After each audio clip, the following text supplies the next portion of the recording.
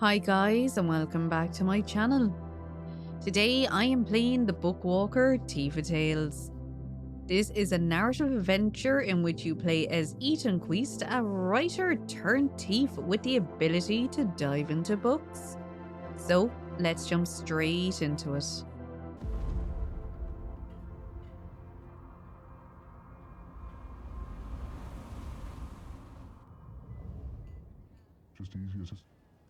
Finally, I'm home.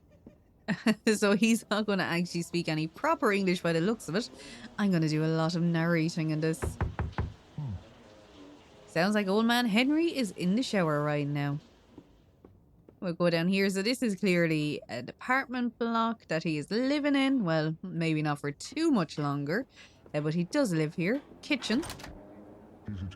The kitchen is still a work in progress. It's been months. Are you expecting anyone, honey? No, mother. Could it be the mailman? This early? Go and see. There's a man here, mother. Is the door locked? I don't... It's our neighbor. Henry? No, mother. The writer. Remember? Don't open the door. He has no business coming around here. But what if he needs help? Is he injured or something? I don't think so. He just looks a little roughed up. ... He can take care of himself. You can't be too careful around these parts, even when it comes to the neighbors. Fine. ... Leave. Okay, so we're clearly in maybe kind of a roughish place. Let's see. First, my property gets confiscated. Now an eviction notice. Yes, the joys of it. And a letter. Mr. Etienne Quist, this is a reminder that you may begin working off your sentence at any time by registering with a licensed publishing agency. In the event you work off the full sentence, you will be released from the shackles imposed in writer's block on you. Any other attempts to remove the shackles other than those provided for by law will be considered a violation of your sentence and will entail consequences. Your sentence will be re-examined with aggravating circumstances. So clearly we've gotten into a bit of bother with the Popo for some reason. This is our house. We have a phone ringing. I suppose we better answer it. Do you hear a lot more mumbling? Hello? Silence. Is this Ethan? Who is this? And you are? Vince asked me to get in touch with you. It's about your arrest. We usually offer a small loan to writers who have their licenses revoked with interest. Once you get back on your feet, you can. That's not why I'm trying to find you. I wanted to know. I've heard you can break writer's shackles. Is that true? Breaking writer's shackles is one of the most highly punishable crimes under writer's law.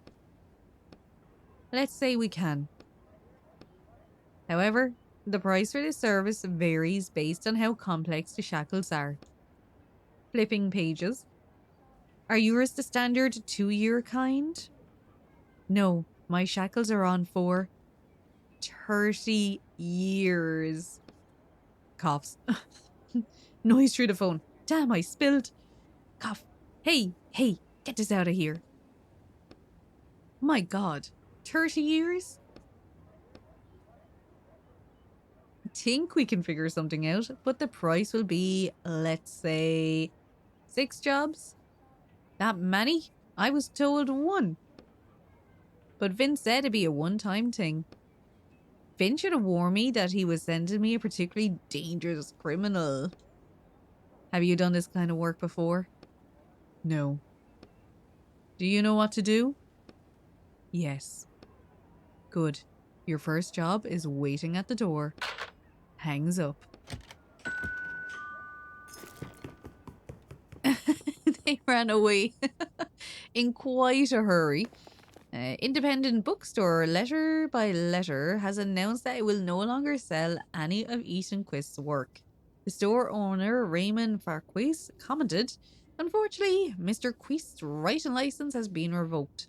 We sincerely apologize to his fans, as Mr. Quist's books enjoyed a certain popularity.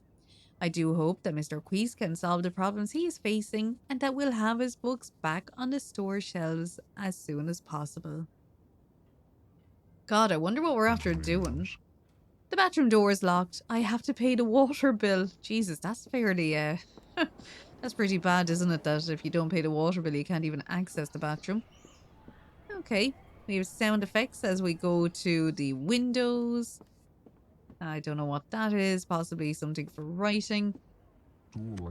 They didn't take the portrait of Frederick. Guess they thought... Oh, that was way too fast.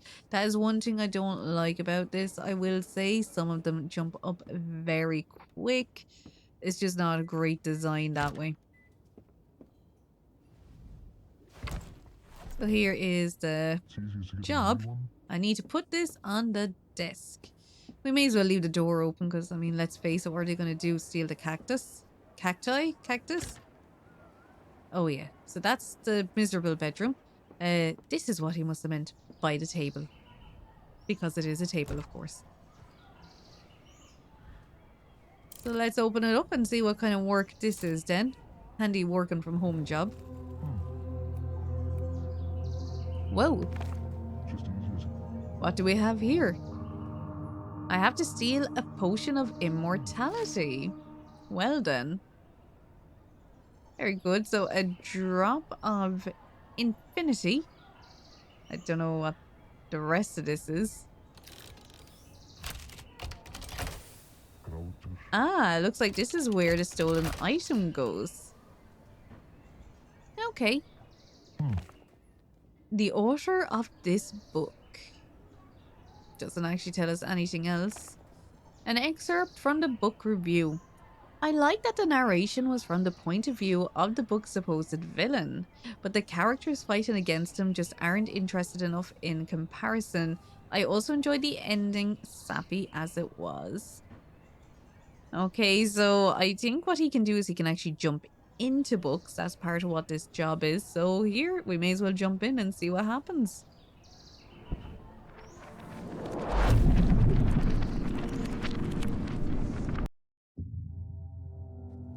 So we're in a jail cell. Oof. Crunch. Oh, damn it. Landing on solid stone floors make your bad knee twist awkwardly. Leave your knee like it is. Use ink to heal yourself. I think this is like trying to teach us how to do things. So I think we'll just leave it as it is. I'll just walk it off. I do like saving things like that. Or will you? My knee will be fine, I'm sure. Ooh, or force your knee back into place. Let's just try that. You take a deep breath and sharply wrench your knee to the side. Crunch. Ouch, damn it. You bend your knee this way, and that's a few times, testing it. The crunch and sound has stopped. Phew. Anyways, let's get down to business. I need to find the portion of immortality and take it out of here. So we do have a skeleton. Nothing but bones left, no potions. And a steel helmet. Oh, we will absolutely take that. Whoa, 2 heads. This is a really weird jail.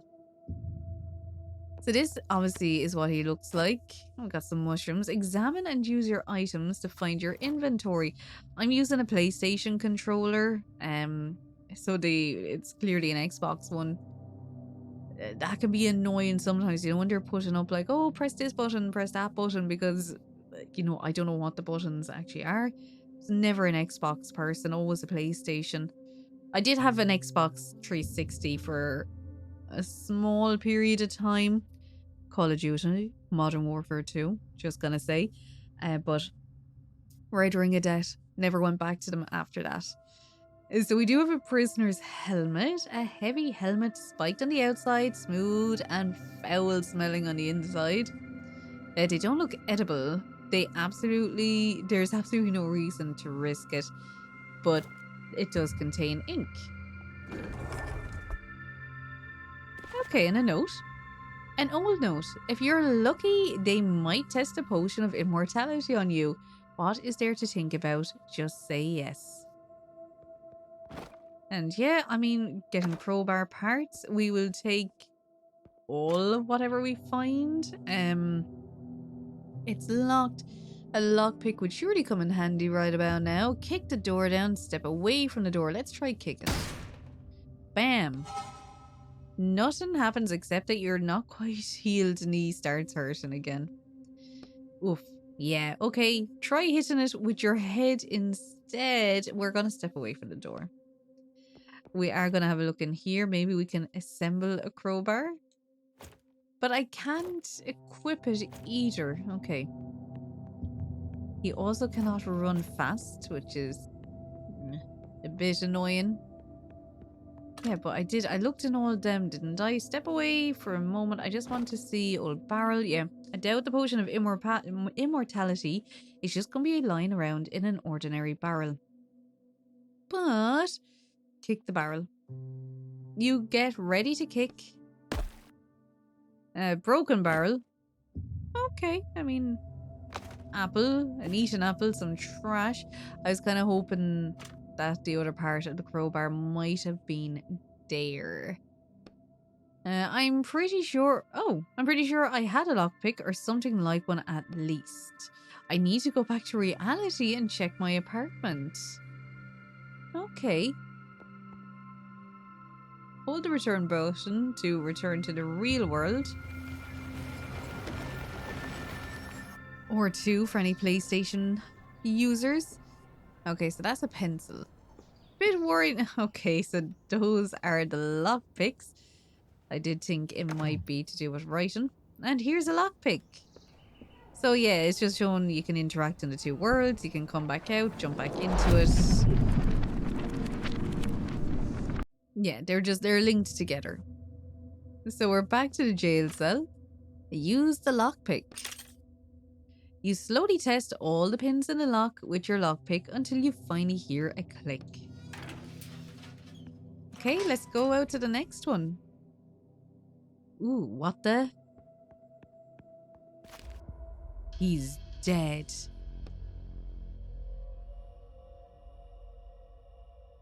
Gaze travels up to the wound on the walker's temple. That looks like a bullet hole. The capsule around the dead man's neck starts vibrating and you hear a soft voice coming from inside. Nice one, Sherlock. So examine the capsule. The capsule looks more like a cage with a little door. It's dark inside. Who are you? Sorry for interrupting you. You were saying something about my partner here. Go ahead, continue. He's your partner?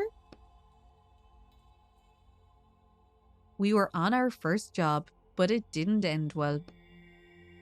I'm sorry. Hang on. Who are you? A character? Yes, I think so, sir. But you know that you're a character. Of course. That's impossible. You try and use the light to illuminate the contents of the cage, but all you see inside is a scrap of paper. That's what all my past partners said too. Past partners? How many have you had? I don't mean to brag, but apparently the walkers were very interested in my abilities. I fetched a considerable price, and quite frequently too. And then I ended up with a partner who died. Right. Fortunately, I was then found by a new partner and we started working as a team. Wait, are you calling me your new partner? That's correct. I'm sure we'll work well together, sir. You look at the walker's body again. Take your new partner along with you. Here, I may as well. I'm gonna absolutely trust this random voice coming from a dead guy. I'll hang you around my neck for now, then figure out what to do with you later. Wonderful. I'm back in business. There we go. We have, you can talk to Roderick at any time, so that's with the left button. Do you need something? What should I do next? At the very least, I would suggest you look around. That's just what I was going to do. So yeah, kind of learning more about how things work here. Found a character. There's a key down here that I'm going to assume as I get to it, it's gonna fall down through the grating. You see a key lying on the metal grate surrounded by a cloud of searing steam. Touch the key with one finger. The key burns your finger badly and you yank your hand back. The motion jostles the key. Ouch. The key falls down through the grate. A faint clink echoes from down below. Why did you do that? How was I supposed to know it would be that hot? You could have asked me. I've already read this book cover to cover several times. What do you mean you read it? You can see the text of your own book? This isn't my book. Okay, but wait. So this means you know everything about this place? I can find anything you need to know in the text, and I can also warn you of any traps or dangers. You turn and look at the dead walker. If the danger is described in the book. Alright, so you know where to find the potion of immortality I'm looking for? Yes, it's in the alchemist's pocket. And where's the alchemist? You rub your burnt finger. In his laboratory to the south. Great, we can forget about the key. I'll go straight to the alchemist. No need to waste time. I'm gonna guess though that is not going to work. So we're gonna look around. Yeah, but I really do. I like the graphics of the game. It's a really pretty game. Poor giant skeleton. Damn, he's big. His name was Brian. Did you know him? No, but you can read about him on the sign in the hallway. Sure, next time I'm here. Okay, more barrels. We will take them all. Burnt paper. Coins. Okay. We can't do anything with them. More crowbar parts. We can move these doughs with A. Yet again, I will eventually figure out the Xbox. See, I'm pressing all the buttons. Oh. There's an ordinary power cable running through the wall, a hole in the wall. Hold on. What's a power cable doing in an old-timey jail? That's the book's big twist. I didn't want to ruin it for you. Feel where it leads to. Use pliers to cut the cable. Throw caution to the wind and pull it out of the wall. Let's feel it and probably get shocked. The cable extends far into the darkness. What's back there? You have no idea. The fact that it's given a hint about using the pliers, I'm going to absolutely take that hint. Same time though, like they said to use A to move these things. Oh. Ah, okay, it is kind of working. I was gonna say they're saying press A to move it, but I couldn't find A for a while. It is possibly somewhere we can crawl through, but we'll have a look in the other rooms first and just assume that they will actually have a pliers. Brian Little, of course. Potion tested, gigantuous. Results, proportional growth. Client, the Kingdom of Sorator. Military use. Production volume, mass production, 120 potions every 6 months. So that's jail 1. Let's have a look at this one. George Hamsterville, potion tested, Eater 12. Results, a mutation that allowed the subject to consume almost all known materials. Client, anonymous, personal use. Production volume, 1 unit. Alright, let's go in and see what this guy looks like. Oh, maybe he just ate through to the floor down below. The chain leads down somewhere. You could use something heavy as a counterweight to raise whatever is on the floor at the end. Okay, on the other end. Use the prisoner's helmet. Crate on a chain. Very good. Wonder, can we go down through that? The bed and mattress have been chewed straight through. Ooh, so your man really did turn into a hamster, kind of eating everything around him, stuffing it into his mouth. And that, yeah, was the other guy, so you can kind of see the pages of his hair kind of flapping. Kind of like what ours looks like. They have the same heads. Maxim Benderstun. Potion tested. Rosette 16. Results: partial restoration of limbs, but full immortality still not achieved. Client: no data. Production volume: no data. Interesting. Oh my goodness, had to be shackled down, the poor thing. They clearly didn't want him running off. Oh, we'll go through your stuff though. We'll make good use of it, don't worry. More crowbar parts. You'd eventually think we'd have enough for a crowbar now at this stage.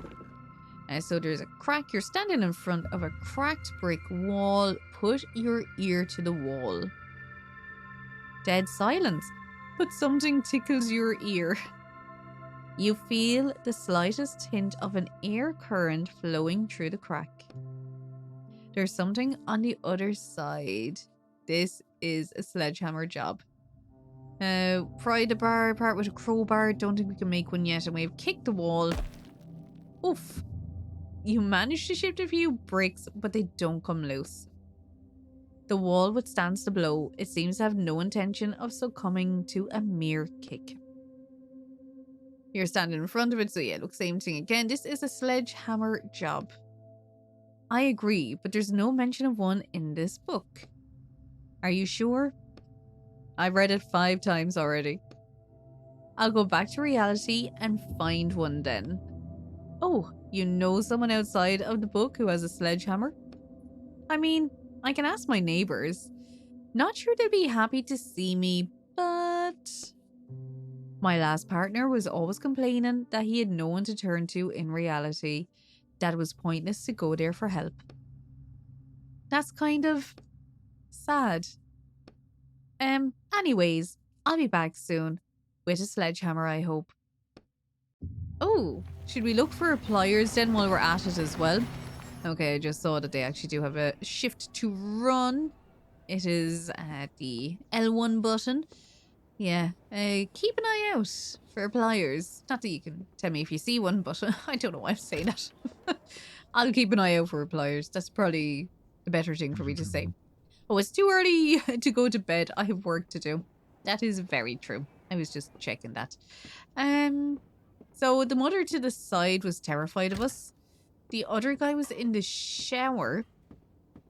So if I was going to guess anyone was going to help us, it might be 15. Excuse me, are you home? Silence. Knock again. Who's that knocking? It's your neighbour. Would you mind opening the door? I need your help. Yeah, right. I'm no idiot. Get out of here before I call the police. All you unsavory types hanging around. I just wanted to ask you, do you happen to have a sledgehammer? A sledgehammer? Yes. There's this stubborn nail I can't hammer in. What kind of nail is it that you need a whole sledgehammer? It's a really big nail. It's a really big nail. Nothing but a sledgehammer will work. I just need it for a few hours. I promise I'll bring it back safe and sound. Damn, fine. Let me go look. Noise. Noise. Here, just don't break it. Okay, so I'm wondering if that was a graphic design choice by the creator of the game to not have to put someone else into it to just put this out. I actually think, and I could be wrong, but I think it was actually one person that made this game. Could be wrong with that one. I probably should double check my facts. But it's a small indie game.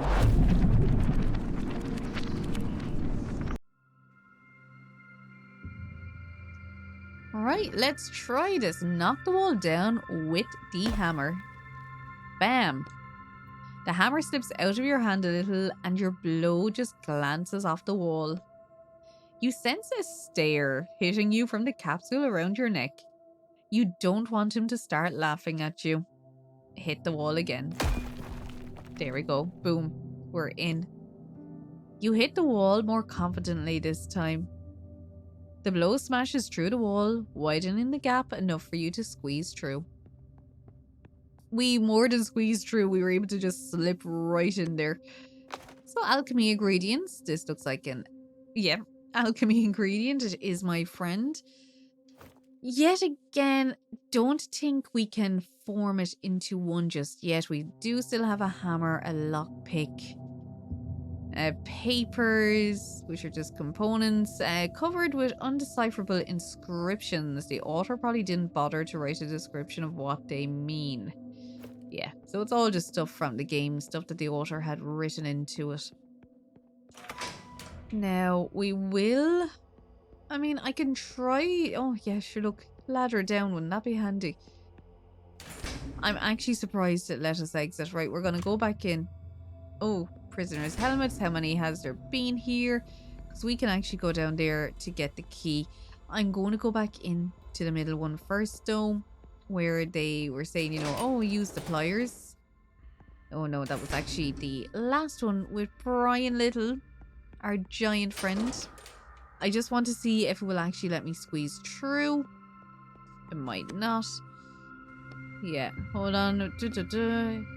Throw caution. Yeah, use... I don't have a plier, so use caution. Pull it out. Ooh, thought that might happen. He's not doing well.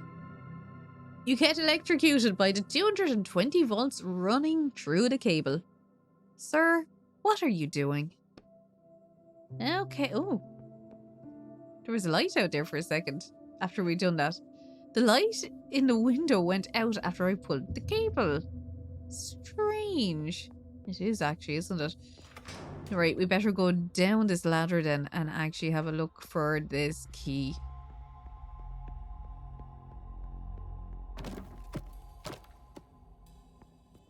Okay, well there it is. I'm sure it's definitely not going to fall down when I try to get it again. Let's see. Can we even... The key in front of you, lying on a grate again. Taking it should be no problem at all. I don't trust that for a second.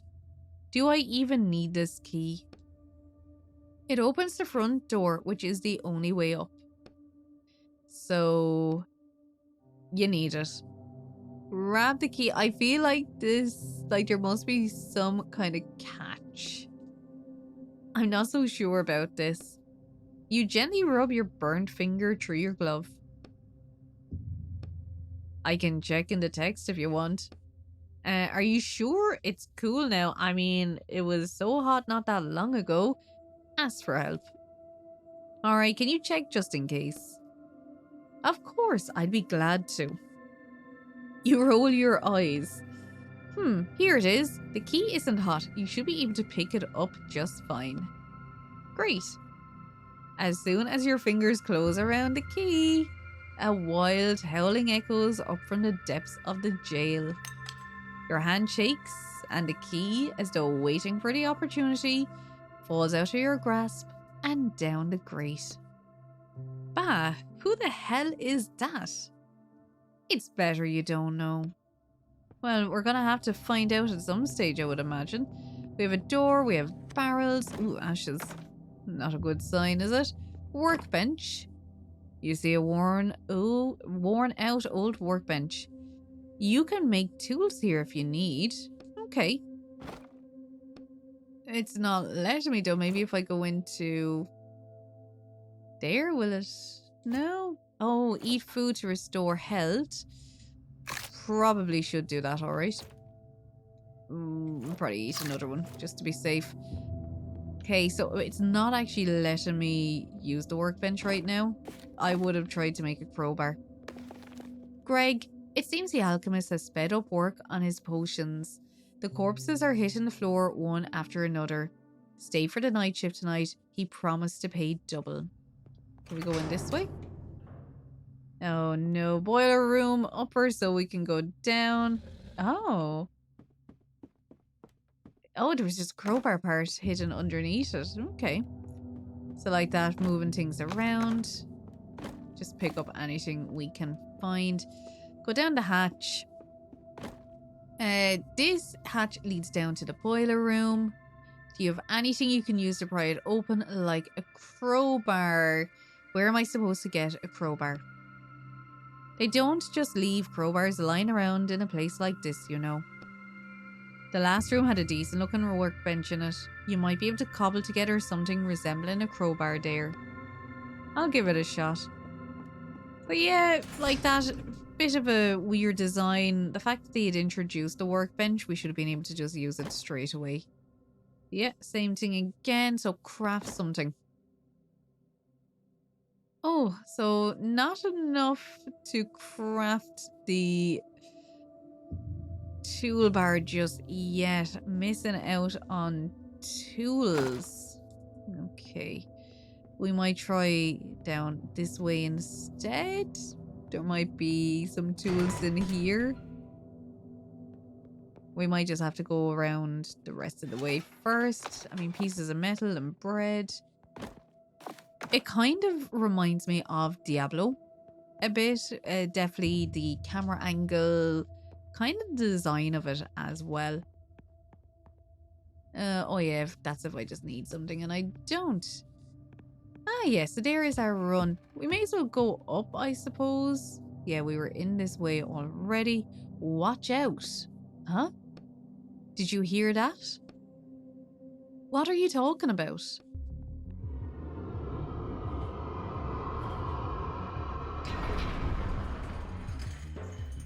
Okay, so we haven't actually had a fight yet.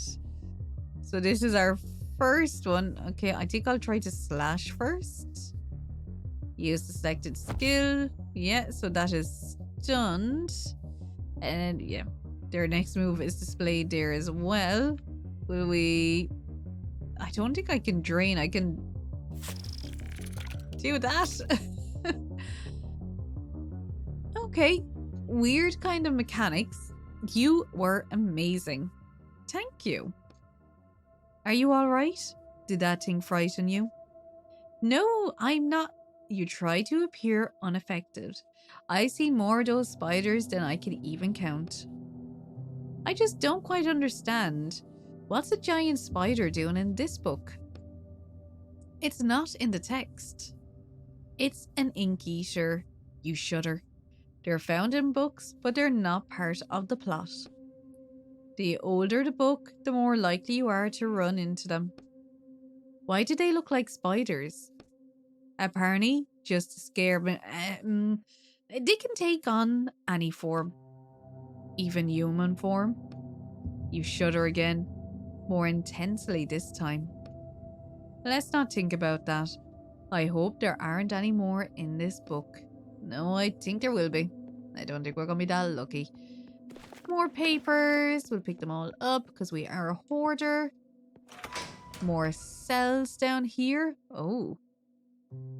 So this is a testing area. And we have someone actually here too. Oh my god. What the... I told you about the big twist in this book, right? Hold on. Where's the alchemist? Is that him on the chair? No. The alchemist went upstairs while you were busy digging around. Fantastic. Brilliant. We still need to get the tools anyway to make the crowbar. I can hear you walking around. Is that you again, you jerk? I'm not drinking any more of your crap. Come on, untie me already. Hey, I'm gonna remove the bag from the prisoner's head. You sure that's a good idea? Yeah, of course it's not. It's a terrible idea, but let's do it. Let's see what happens. Why not? I think your appearance might scare him. He'll get over it. You slowly unwind the rope, then pull the sack off the prisoner's head. Just don't panic. Oh my god, what the hell are you? I warned you. Hey now, calm down. I'm human, just like you. Well, almost. Are you an alien? No, I'm a writer. But that's not important right now. Don't distract me. Let's see. How did you end up here? We might be able to pick through them all. What do you think? Someone kidnapped me. What's the last thing you remember? I was at a bar. The cathedral. You know it? No. The owner paid a hell of a lot to have the guys from Reversey create St. Bernard's Cathedral. Nowadays, every jackass with some cash wants to recreate something. The prices there make your eyes water. But how many chances do you get to drink in a cathedral that hasn't existed for 1,000 years? What kind of beer do you drink?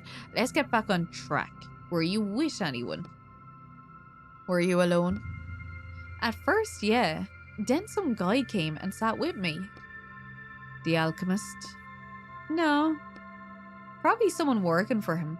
Said he was a scientist from some college or something, I don't know. That's all I remember. Then I woke up here. Why is your t-shirt full of holes? That asshole shot me. What asshole? Yeah, that alchemist freak. He was going on and on about all this weird stuff. He talked like he was from the Dark Ages or something. I couldn't understand most of what he said. So, what did he do to you? He gave me some nasty drink. It tastes like... Ever tried Orange Bull? Registered? Yes. Well, it tastes a lot like that. Was that product placement just now? Did they get paid to put that in the book? Come on, focus. Anyways, he forced that poison down my throat, and then he shot me. I never pained like that before. It was like my whole body was... He shot you? You look at the shell castings on the table with a 47 caliber bullets, but you're still alive. Guess that never occurred to me. So we can examine the prisoner. A Division's t-shirt full of bullet holes. What does that tell us? If that's a band, I never heard of them. Forget the band logo, the holes. His shirt is full of holes. They tested the potion of immortality on him. Finally. Come on, untie me already. We have high dare. I mean, we'll try it. I don't think it's gonna let us untie him. Who the hell are you? You're not the alchemist. Are you his assistant or something?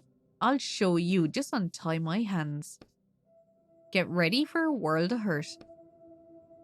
The prisoner tries to break out of his shackles, or more precisely, he pretends to try and break out of them. It seems like he's more afraid of you than you are of him. The alchemist is long gone. I'm here on my own business. What other business is there here? Why don't you just set me free? I am actually going to try and set him free. I'll tell you right now, the book says you can't. I have to at least try. You walk behind the prisoner and examine the handcuffs around his wrists. What strange metal. It looks really strong. I mean, look, will we try the lockpick? It will probably break it. You start probing around the locks with the lockpick, but quickly realize that it's far too complex to open like that. I told you, you won't be able to open the handcuffs in this book. Damn, fine. I guess I don't have a choice. And what band is on your shirt? Oh, that? No idea. I took it off some guy. Okay, what? Are you going? Don't leave me here. Yeah, we're gonna walk faster away. Alchemist ingredients, we'll take that. Work table. Oh, we got tools. So now we might be actually able to make our crowbar. So it seems we were actually meant to come here anyway. Sorry, I'm trying to sprint again. I will get used to the controls. We'll take that. Raise ladder. We can't go up there at the moment, but we will go back down and make our crowbar in a second. Oh, well, he must be 128 anyway. He survived. And the rest of them, not so much. A gun case with a missing gun. Ooh, well, we know what's going to happen there.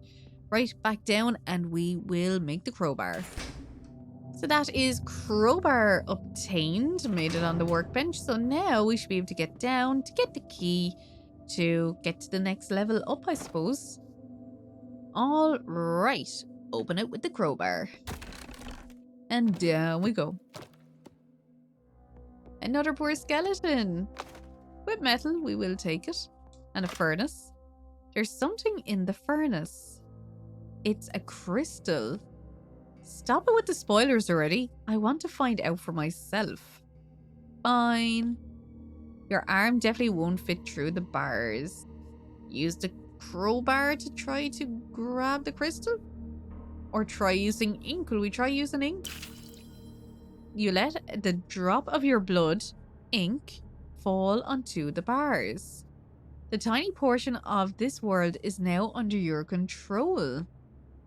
Are you sure it's a good idea to use ink with those shackles on?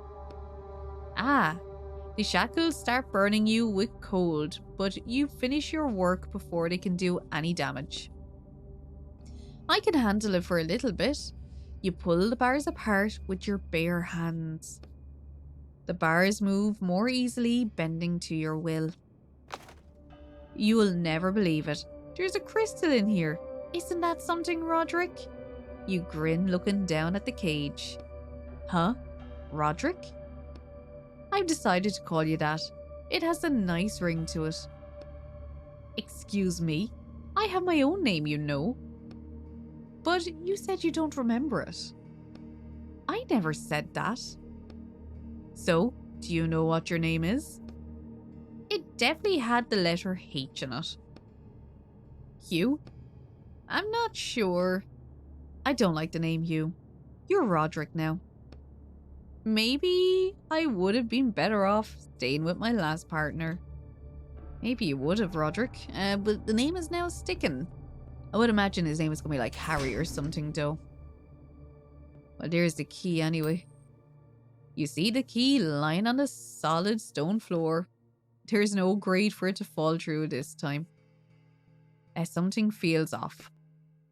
From here on out, I trust no one, not you with your little book or anyone else. Pick up the key. You take a deep breath. Slowly, carefully, you pick the key up from the floor. You suddenly turn your head, looking all around you for signs of a disturbance. The room is still and silent. You finally have the key. It's covered in ashes and quite cold to the touch. Well, you can never be too careful, right? And most importantly, we can open the front door now. Yeah, well, we're here, I mean. Oh, well, that doesn't look good. Another staging area. What the? Again? So, it's not a real jail? It's real, but... Stop. No spoilers. Fine. I kind of like the spoilers. It helps us. I'm trying to see... It's only doing it sometimes. It won't actually... There we go. Looks like this ring didn't melt in the cremation fire. Okay. Well, that was handy. More boxes, containers filled with ash.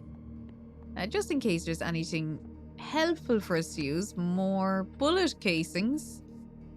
I will actually eventually stop doing that. I think they probably should have done it the other way around. Notes. Greg, I saw someone in the crematorium last night. Either a thief got in somehow, or one of the alchemist's immortality experiments worked. In any case, be careful. Good to know. We will take them absolutely, and... Oh. What's up? You sensing something again? Yeah, whatever is up ahead is not pleasant. If you have anything you can use to heal yourself, I'd do that now. Got it. I mean, fair play to him. He's trying to keep us on the straight and narrow. We'll use that one anyway. Will I think Will that just... I know it's saying junk, but it says contains 10 ink. We haven't figured out how to actually get the ink yet. Maybe that's something we'll find as we go along. No letter. All the stored jewels and food shall be given to Victoria Brahmin, daughter of Esmond III, within 3 days. Alchemy Master Alexander of Mittia. I'm doing very well with these names. Usually I'd be doing so bad. Oh yay! More of these guys. Well, that one is idle back there, so that's good at least. Oh, that's one dead. That wasn't too bad. Are we using ink though each time that we do that? I think we could be. Oh, 30 ink, right, yeah, okay. Now I see. Let's try to use this one. So that's, oh, we can drain ink. Oh, okay, that's handy. Because I was thinking we're using a lot with the slash. Ooh, that was a bit of a sore one. Right, let's slash this one in front.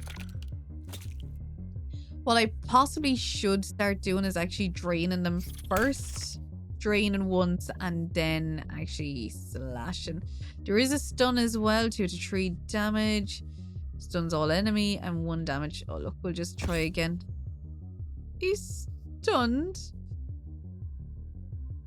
I don't know how long it'll make us wait. Slash. It's kind of confusing in a way when you're trying to like highlight it. It's like it's working the opposite way, if that makes sense. An ornate chest is among the ordinary wooden boxes that catches your eye. You grab the lid, but you can't lift it. I think that's a crowbar job. You try and pry the top off with the crowbar, but you can't get a grip. The lip between the lid and the chest is too tight. Oh, try the lockpick. The lockpick is simpler than you thought it would be. It opens almost instantly. Hey, very good. We'll take all them. Could probably do with something to heal me. If they wanted to give me anything, I do still have an apple. That restores 2. Bit moldy. Yeah, look, we'll go with the 2. Just in case. And papers. I see, I don't think he's always going to be able to tell us when it's possible that we're going to be attacked like that. So now we better go back up. I suppose we can now go through the other door to go to the alchemist. I might see though, is there anything else we can make at the workbench? Oh, we can obtain pliers. Ah, okay. So we'll go back up to the other room. Remember where it was like, oh, you can use the pliers. And we will actually, I don't know what we can get out of it. I can't imagine what's actually hidden in there, but let's find out. Ooh.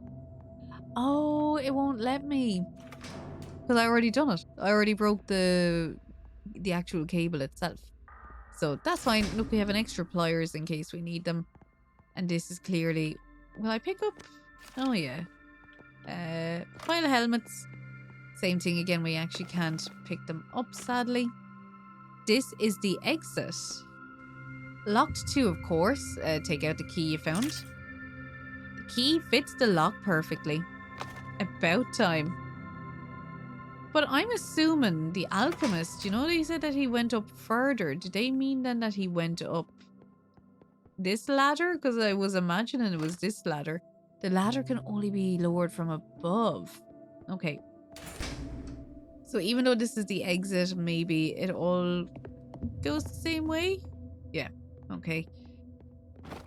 The barrel is labeled supplies and ingredients for Alexander of Mittia's lab. It is empty. We try to go through this way.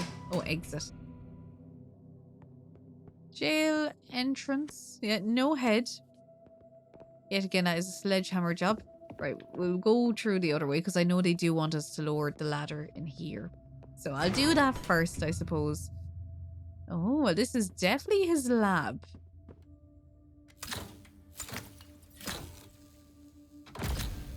Yet again, another stage production. So where's the alchemist? See that hole in the wall? He left the jail while you were playing around with the key. He's on page 84 now. Damn. You should probably hurry or there might not be a potion, any potion left for you to deliver. What? Is he planning to drink it? You told me no spoilers. Oh, right. See, I think we should be getting spoilers. I don't know why he didn't want them. You see an alchemy cauldron. There are various containers and books scattered around it. Judging by the smell, the last person to use this cauldron was making highly corrosive acid. Read the alchemy recipe book first, yeah. There are bookmarks all throughout the book. A guide to making acid. Corrosive acid, green salt, sulfur, and red lead. Okay. Order unknown. Read the other notes. There are bookmarks all over. Notes on salt. Reading never start with salt and never end with salt. Okay, so it is giving us how to make it. So salt in the middle, because you never start and you never end with it. Read the other notes. Notes on sulfur. Lead before sulfur means you'll suffer. Sulfur is at the end. Okay, and just to be safe, stray drops of acid seems to have eaten away most of this page. Okay, so you have the components. The rest should be easy. We are going to start with lead. The lead starts to boil. The lead explodes, burning your face. Bah, well, it shouldn't have. That's strange. Let's be a little more careful this time. But instead, if you lead with sulfur, you'll suffer. Maybe that's what they want. Okay, let's try sulfur this time. I mean, yeah, okay. Green salt, red lead. Here we go. So I got no time for words. Use 20 items in dialogue. Nicely done. Yeah, thanks. I suppose for them, suffering was like a good thing. I just would have imagined, you know, when they're like, if you suffer first, you'll suffer. I don't know what they were saying. Let's put this ladder down. Oh, can I? There we go. Down you go. Bed. The bed is neatly made. Looks like no one slept in it. I mean, I'm assuming a puddle of acid. Someone's melted the wall with caustic acid. It seeped across the floor and there's definitely no way through. So yeah, we'll have to go out through the other way anyway, which is what I was imagining. And nothing else to pick up here though, at least. Cauldron, pile of alchemy ingredients, yeah. So we'll go back out. We can at least use the sledgehammer on the wall in here. This poor guy with no head. You can feel the wind blowing through the cracks between the bricks.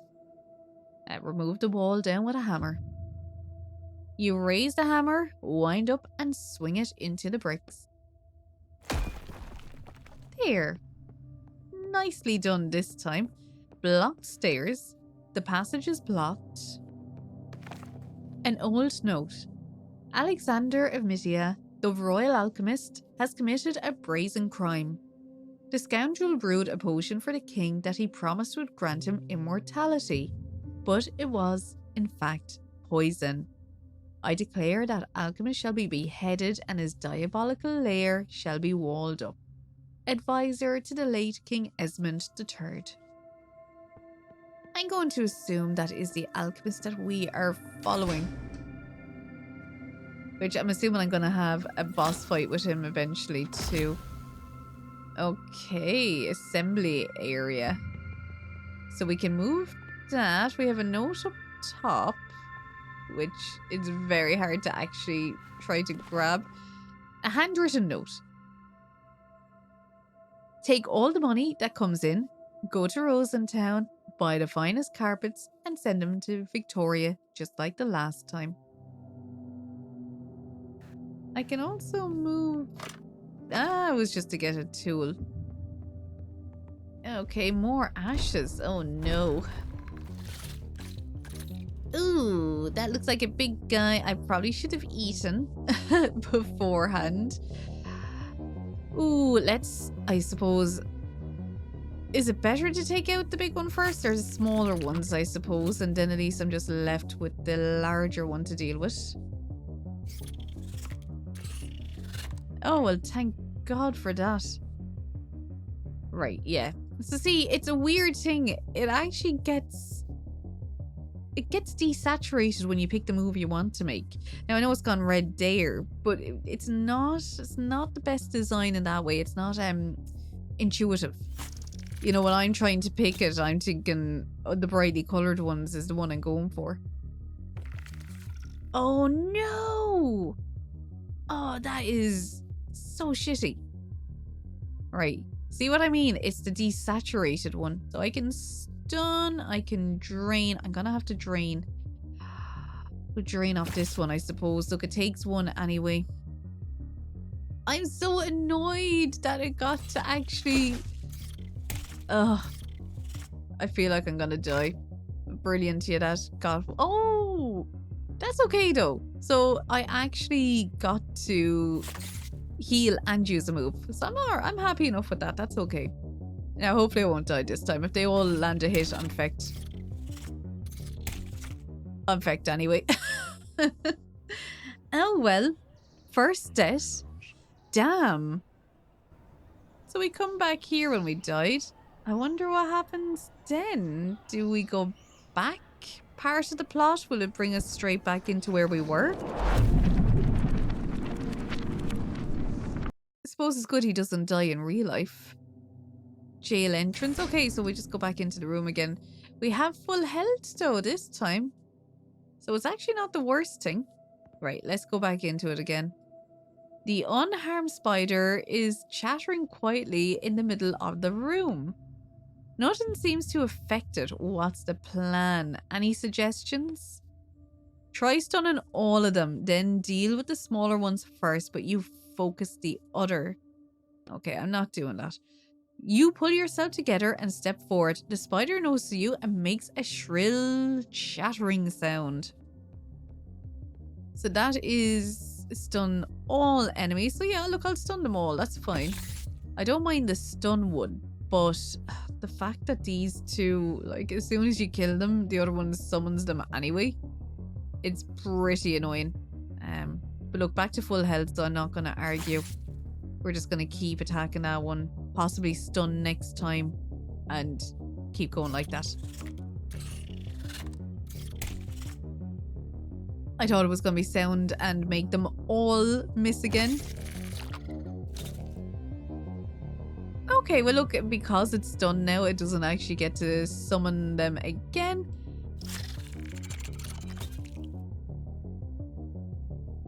Okay, that was a lot better. I actually thought that the stun would only work on one of them. Ha ha ha ha. Ha. What a good way to overcome your fear of spiders. Fighting against. I told you I'm not afraid of spiders. I am.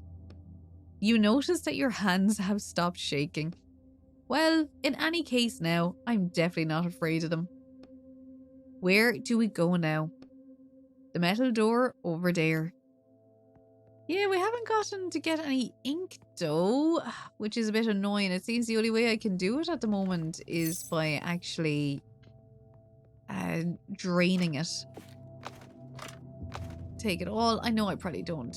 I definitely don't need the apples, you know, the trash apples, but I'm picking them up anyway because I'm a hoarder. I like doing it. This door leads outside. There isn't even a lock or anything. How am I supposed to open it? It only opens from the other side. They had no intentions of letting the alchemist leave. What's the plan? Well, splash acid on it. You uncork the acid. A caustic smell fills the air. The paper on your head slowly shrivels and curls up. Well, if it worked for the alchemist, it'll work for us. Let's do it. So pour the potion on the door. Sniff the bottle. We're definitely not sniffing it. You splash the contents of the flask over the door. Layer after layer of metal starts sludging off and dripping onto the floor. Impressive. Now let's get out of here before we're swimming in this acid. Okay, but... Bang, bang. Ooh, that's the gun. Did I just hear gunshots? Yes, and they were close. Hurry. Yeah, let's go. Okay, research institution hallway. Oh, right, the shots are coming from that room down there. Like, let's go the other way. I just want to see, oh, bullet casings, 3 bullet casings. Ooh, he went on an absolute rampage. A head wound. Oh yeah, sure, that's what happened. Remember the other walker, sure, as well. Monitor. The computer monitor is splattered with blood, but you can see an open file under the stains. I want to see what this is. I'd advise you to hurry or we'll use the alchemist. Open email client. 3 new emails, the rest is spam. Ooh. An invoice from Reversi, an email to investors, and an email from the chief of security. Look, do I think the alchemist is actually going to run away? No. We have to get it to finish this, so I think that's just a thing of trying to get you to panic and hurry up. Reading final invoice for all works performed between January 2042 and August 2045. Near atomic environment restoration for Project Jail. Total area of 3,519 square feet. 14 million. Near atomic human restoration. Sample severed skull. 1403. 47 resurrection. Why can't I say that word? Resurrection attempts. 18,300,000. They tried to resurrect the alchemist 47 times. Jesus. He cost them a pretty penny. An email to investors. Rest assured, everything is going according to plan. Yes, Reversi services ended up being more expensive than you expected due to additional attempts to reanimate the alchemist. But you will recoup these expenses in full. We have already reconstructed the jail. The rest is simple. Wait for the alchemist to rediscover the recipe for the potion of immortality. We are currently working to accelerate our access to human subjects. We should have seen it coming. Evil rich men who want to live forever. It's a pretty tired team, even for a book as old as this. I can't disagree. An email from the chief of security. I understand how important this laboratory is, and I can assure you that John has my full confidence. He was a security guard at Billerie's head office, and before that he was my personal bodyguard, so I literally trust him with my life. P.S. About the new doors between the science office and the testing facility. I assure you there is absolutely no way to open them from the inside. With locks like these, you'll hardly need John. Nothing interesting here, and we'll read the half-written document. A report dated the 4th of the American system. In Ireland, or I think Europe anyway, we go day, month, year. So this is 31st of April, 45. Progress on potion A1, portion of internal life. Attempt number 344. Conducted by the alchemist yesterday was unsuccessful. The subject's body has been destroyed. We only have 4 subjects left. We are going to have to put our research on hold for roughly 2 months. The alchemist has stopped obstructing the process. I think he's getting close to. The report ends here. Looks like they thought he'd just willingly hand the potion over. I advise you to hurry up or we'll lose the alchemist. Reports are dated. Yeah, same thing. It's literally just... yeah, it's doing the same thing again. Let's see it. Keep going. Yes, leave. So that may have been my bad. Yeah, damn. We'll see if John is still alive. The other security guard. Wonder if that's John there. In we go and see. Oh, I'm assuming that's John. Oh, we'll come over to you in a second. I'm just robbing all your stuff. Right. Oh, you're dead. The guard is already dead. Well, I mean, he literally just died. Wouldn't say already dead. Okay. That was him. The alchemist. Are you sure? Yeah, after him. Come on, we can take that taxi. Okay, I thought we'd always be in those weird, or not even weird, but those small little rooms. Hurry, follow that car. The driver gasps at you in horror. Damn, you should have really picked a different Jesus Christ. You should really pick a different appearance when you're going to talk to people. Push the drive. No, I'll change my appearance. You use up a few drops of ink. Your features slowly lose their definition, and your face morphs into a completely different one. What even is that? Hello. You smile at the driver. The driver's mouth slowly opens and he utters a choked cry that sounds more like a rasp. Transformation must have scared him even more. Oh, we don't have time for this. Oh, we're back again. The terrified driver offers barely any resistance. You get in the driver's seat and hang Roderick's cage over the rearview mirror. Hurry, follow the alchemist. Let's roll. I was like, are they gonna give us the driving portion? Yeah, I couldn't imagine we were going to be doing the driving. Car effects, clearly in a car chase. Ooh, screeching halt. Oh, someone crashed, hopefully not us. We're gonna find out quick enough. Ooh, no, but we are in a cemetery, which may be handy. I'm assuming this. Oh, the alchemist. The alchemist slowly crawls towards the entrance to the cemetery. It looks like the crash broke his leg in 2 places. And his arm. Almost dare stand in his way. He needs medical help right away. His leg is broken and... oh no, I don't have time for that. You walk up to the alchemist and start rummaging through his pockets. But you can't just leave him like this. I'm not here for him. You find the potion bottle in the right pocket of his coat. I'm here for this. You hold the murky potion up to the light and examine it. Well, that's done. Victoria. I'm not Victoria. My name is Etienne. I'm going after... He's talking about his lover. I'm almost there. The alchemist stubbornly continues crawling his way towards the cemetery.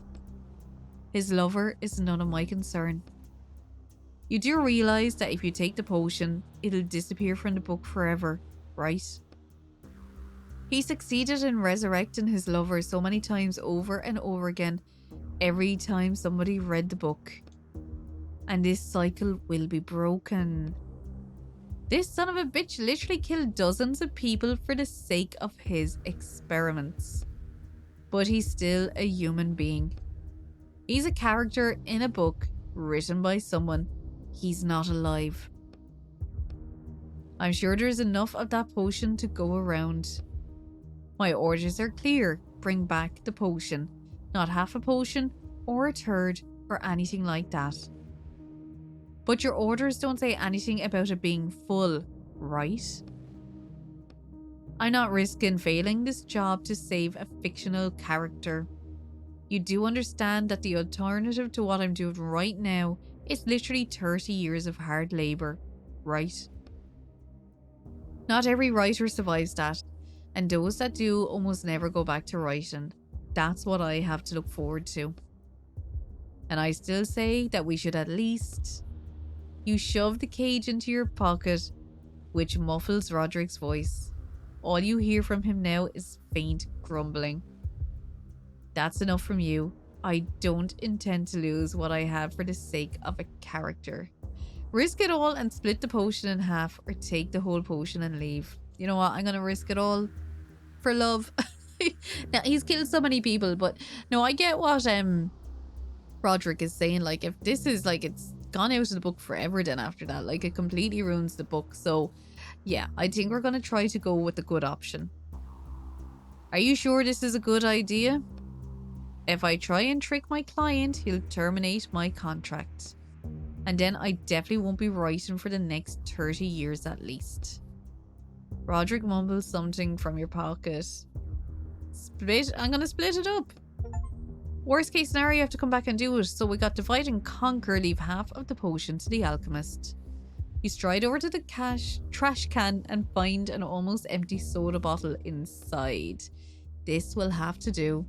Pour out what's left. Drink it. I think we're gonna pour. You pour the rest of the soda onto the ground. You pour half the potion of immortality into the empty bottle, which is still sticky from the sugary soda. Then you give the original bottle back to the alchemist. No, now that was a silly choice. We should have taken the bottle. You should have given him the Coke can. As you're about to hand the potion over, your battling makes a horrible cracking sound, much louder and stronger than before. Crunch. Damn, you suck in your breath. The bottle tumbles out of your hand. Time seems to slow down. Watch out! A choked, muffled cry from inside your pocket. The potion continues to flight and you fling your hand out, but there is no way you'll get there fast enough. The potion bottle makes a clinking sound as it lands on the alchemist's head. Ow! It clings again as it bounces off him and flies back up into your hand. Ooh, caught it. What the hell? You hear grumbling coming from your pocket. That's not how physics works. Phew, I guess I should probably see a doctor about my knee. You finally give the other half the potion to the alchemist.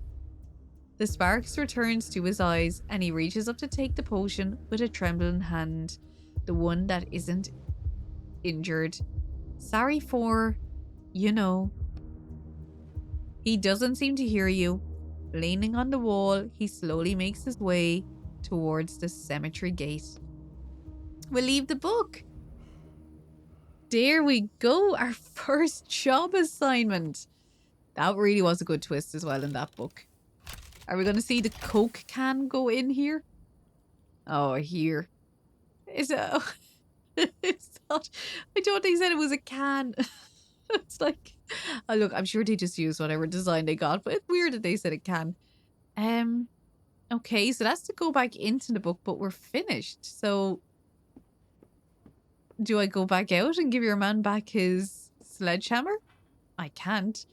Oh, I can. Well, I can open the door. But I say what's going to happen is now it's like bedtime. Oh, he's not going to answer. Well, ye saw, guys. I did actually try to go and give that to him. Do I close this down then, or do we just leave it? Because it's not actually letting me click anything, do anything. I suppose we just go to bed and see what happens. It's too early for bed. I've work to do. Okay. That's good and everything, but what do? There we go. The way they had it made it look like that you'd go back into it. I think the courier is waiting for me downstairs. Okay. It's hardly going to let us downstairs, I'd say, will it? We'll probably just go out the door. Okay. I haven't seen down here before. This is new. Did you get the item? Yes. Put the briefcase in the doorway. Do not step outside the door. All right. Yet again, don't want to create character mods. Oh, we got an arm. Never mind. Very cool. Oh, here's your payment. We'll be in touch. Thank you. Ooh, I need to get some sleep now. I'm exhausted. Not before we have a look around, my friend. Random junk. It smells like dust. Where is that phone? Is it out here? Is it in our room? You don't hear a sound coming from inside. The apartment seems to have been long since abandoned. Right, yeah, but it sounds like it's in here. Where is it? It's locked. I need a key. And like, am I going crazy? I was like, maybe it's... I do think it could be in there. No, maybe not. I mean, maybe it is up in our room. Oh, it must be, but that's not a great sound design, is it? That you hear it down there. All right, let's see who's ringing us at this hour. Hello? What did you deliver to me? The potion of immortality, just like you ordered. No, this is half the potion of immortality. And it's in an old soda bottle to boot. I just thought... But it's still a potion though, right? I just wanted to make sure the alchemist could. You're fired! Oh, that's not good, is it? Damn! Okay, so I don't know what that means for us. I suppose that is the consequence, splitting it in half. We may as well sleep. Look, it'll be all better in the morning. Maybe we just had never answered it. Oh my god. We still have him. You can live here for now, partner. Good night, Roderick. Sleep well. Drop of Infinity complete book 1. 2 weeks later. I don't know if we're going to get any more. I feel like I didn't get enough sleep. Has he been asleep? Oh no, time has passed. We can see by the things there. Come on, Roderick. Maybe they're going to ring us back and be like, right, we're going to offer you another job, but this time you need to do what we say. Oh yeah. I jotted down a few ideas for my skills. Okay. So unlocked, so we have absorb damage, which is a shield. Okay, very good. Your shield, my liege, obtain a new skill. Just waiting to see what we get. A ring ring. There we go. Hello. Oh, you finally. Mr. Quist? Etienne Quist? Oh, yes? I'm calling from the Writers Police Department. This is a scheduled call. Oh, okay. Have you selected the publishing agency where you will serve your time? Not yet. Not yet. I'm still deciding. You do plan to begin working off your sentence, right, Mr. Quist? Yes, of course I do. I just want to take a little break before. We urge you to choose a publisher quickly. We also recommend Morocco as the most suitable publisher for your... Under your breath? Sure, of course. You have the opportunity to shorten your sentence to 28 years if you can prove yourself to the management. Next question. Have you associated with any other writers since your arrest? No. No, I know it's not allowed. Very well. One last question. Have you engaged in any illegal activity in the past month? Of course not. Noted. Do you confirm that your responses to the survey have been truthful? Yes. Thank you for your time. Have a pleasant day. Goodbye. Hangs up. Not very friendly. Okay, so do we ring the publisher? Like, how do we get them? Oh, seems they'll get us. Hello? Hi, Rich. Can you take another order? Oh, it's you. Another order? I'm ready. Ah, damn. You're not rich. Sorry, wrong number. Yay. Is there gonna be another one? Oh, wow, I'm so popular today. Hello? Yes? But, you know, it's not a big one. So I guess I can give you one more chance. Thank you. Besides, I haven't been able to get in touch with my most incompetent walker. You'll make a good replacement for him. Stay silent. Thank you, sir. The order is at your door. Hangs up. Oh, there we go. Runs away again. I'll catch you eventually. Oh, I'm so close. Eventually, my friend. I did actually really like the twist in that last book. If that was a book, I would have read it. It was actually a really good one. It was cool. It was cool. Now, let's see. What do we think? A romance one maybe this time? Something nice? Something light? Oh. The spark of a hammer. Very interesting. Looks very Soviet. The contractor agrees to infiltrate the spark of hammer by Drobin Zansisti And extract an item, the hammer Thor. Client agrees to pay the negotiated sum upon fulfillment of the contract.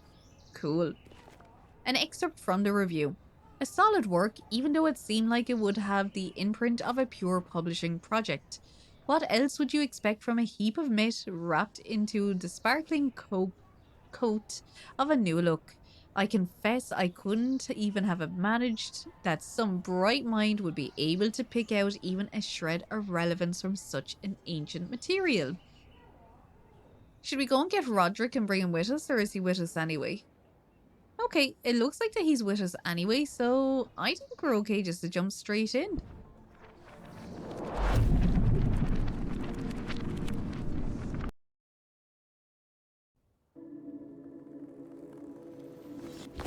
Oof.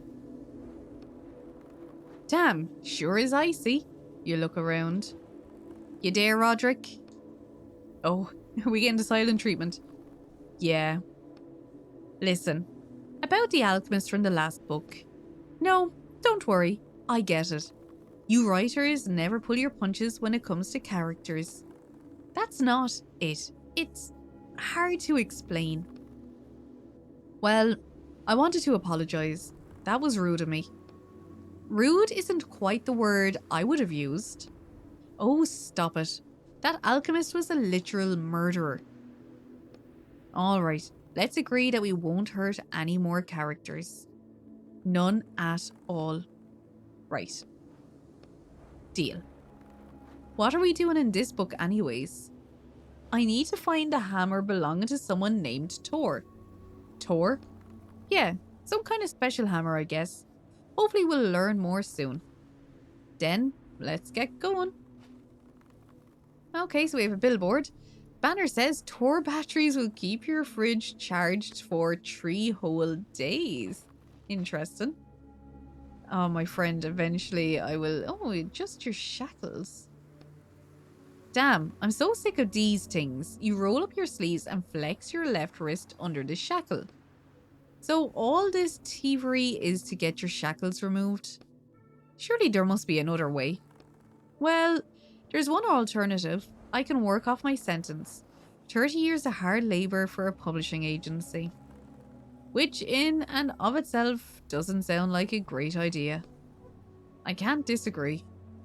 Not to mention that even after all that, I probably still won't be able to go back to writing. Why is that? I've heard that a lot of writers, after even just 5 years of serving their sentence, decide to give up. Give up writing? Not only that. Oh, I see. We don't need to go there. Why? Why's that? I want to see what's down the road. The book says further down the road was just a town that the angry mob came from. A town sounds perfect, somewhere to explore, and I bet it's not just cold there. You shiver as a weak gust of wind blows across your back. No, I mean, what I just read is the entire description of the town. Oh, so the author didn't write it in. Right, we can't go to a place that doesn't have a detailed description in the book. Fine, let's head north then. Look, we tried anyway. I always do think sometimes it's worth going back. I'm gonna try anyway. It'll have to stop me. I thought maybe there might be some achievement for doing it. No, there isn't. We can't cross over. We can only stay on the path. A strange sight catches your eye. A robot hanging from a tree with a noose around its neck. The robot's limbs creak slightly as they sway in the wind. It tilts its head to the side. If you think about it, why would someone hang a robot? It's not... Oh, hello. What the... Stay wary. Greet it back. We're absolutely greeting it back. Look how cute it is. Hi there, robot. Correct. I am robot. My name is Maddie. Can you confirm that you are a human? Well, for the most part, yeah. Sensor accuracy increased to 89%. Thank you, human. What are you doing in that tree? I'm hanging. You laugh and look at the robot. There's an awkward silence.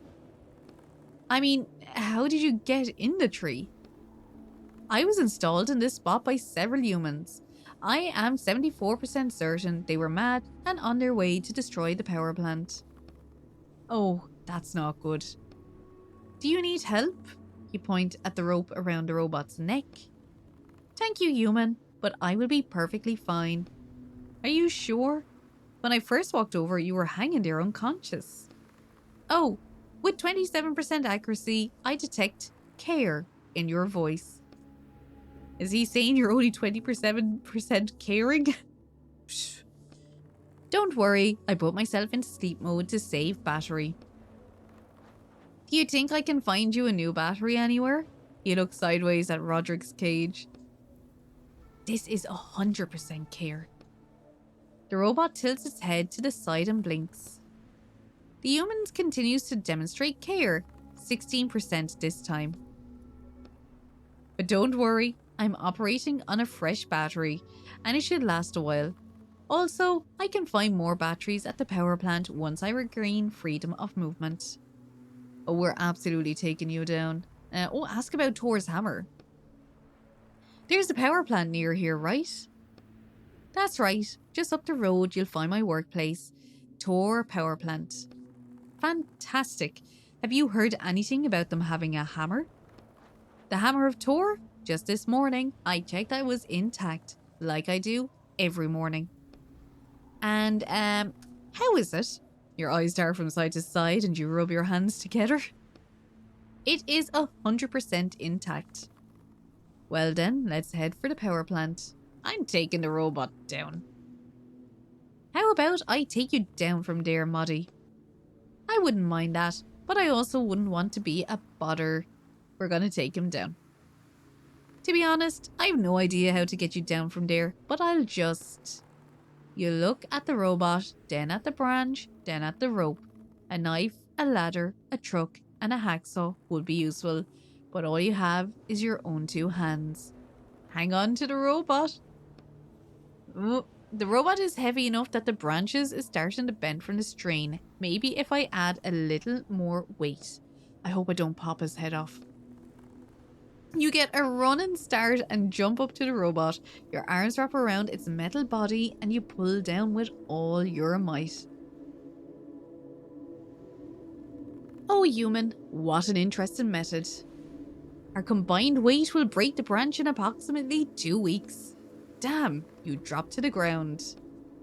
You look a lot heavier than you are. We're going to use the ink. What are you planning? So I got that you just use ink in dialogue 5 times. What are you planning? You approach the rope connecting to the robot, to the tree, and carefully touch it. The ink seeps into the rope, several fibers change colour and start to fray. I don't have the strength for the whole rope, but a few fibers should be enough. Human, I don't understand what you're... A loud creak and crash noise drowns out the robot's mechanical babbling. Oh my god, is that a dog as well? Where did he come from? As though nothing happened, the robot starts petting a cat that has jumped out from a nearby bush. It doesn't seem to care about anything else. Are you okay, Moddy? No damage? Thank you, human. I'm fine. Now, I too am performing care. The stray cat purrs contentedly under the robot's hand. That is actually quite cute. We can't seem to do anything to the cat, but like we can't pet it. It did kind of look like a dog as well. Oh, so we can't go up this way? I mean, do we just keep talking to him? The robot is petting the cat as though nothing happened. It doesn't seem to care about anything else. Alright, well, we can't seem to go up any further. Ah, there we go. Up this... Well, I mean, that was very close. When he was like up the road, I wasn't expecting it to be that close. It says, bench. Do not remove battery if bench is occupied. This is an empty battery component under the label. Where do we get a battery? Well, you know. What do you mean I know? Where? From the robot? Is it battery operated too? Yep. Hold on. You said we weren't doing any more killing. We're not killing it. We're just turning it off temporarily. Squinting. I really don't want to. I'd feel so bad. You see a metal panel labeled power plant. There are 2 battery components on this panel. Examine the panel. Oh yeah, it's just saying the same thing again. Oh no, below the same there is some text. Activates and deactivates the power plant anti-avalanche defense. Oh, I don't want to take his battery. I feel so bad. This is kind of evil. Do we just ask him for it? The robot is passionate. Oh yeah, take the robot's battery. So we can't get inside the power plant without the robot's battery. I don't see any other way in. I think we should just ask him. Besides, it's not murder. We're just turning it off for a little while. Then we'll turn him back on. Right? Yeah. I promise. Then that's that. Just turn me around, okay? I don't want to watch. Fine. You move Roderick's cage to your back. You look at the robot. The battery hatch on his back is easy to find because it's glowing and has a huge handle. The cover comes off surprisingly easy. Does the human want to perform care and change my battery? Don't worry, I am 81% certain that I will manage to reach the power station and charge it myself. I just wanted to spend some time with this wonderful cat. Meow. The cat meows happily. It seems to like Maddie a lot. You touch the battery, it's firmly seated in its socket. Human, please be careful with my battery. If it comes out, I'll plunge into eternal darkness. I really don't want to plunge into eternal darkness. The robot's voice is fearful. Oh, take a breath. This is actually really hard for me. Can it be? You're starting to actually feel something for these characters? You hear from behind your back. But without batteries, we can't. Maddie turns to look at you in the eye, still petting the cat. Oh no! Yank out the battery. I don't want to. Oh no! You shut your eye and sharply yank out the battery. Ah! Why?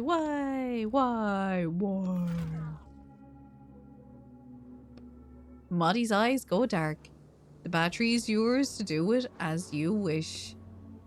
The cat under the robot's frozen hand also pauses, then starts to sniff at it.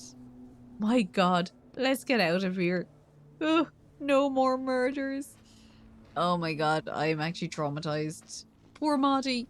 Oh, could he not just have come and done this for us? Okay, bench, yeah, let's just pop that in. Does the plus sign go on the top or the bottom? I can't remember. Oh, Jesus, I don't know. I think plus is on top. Nothing happens.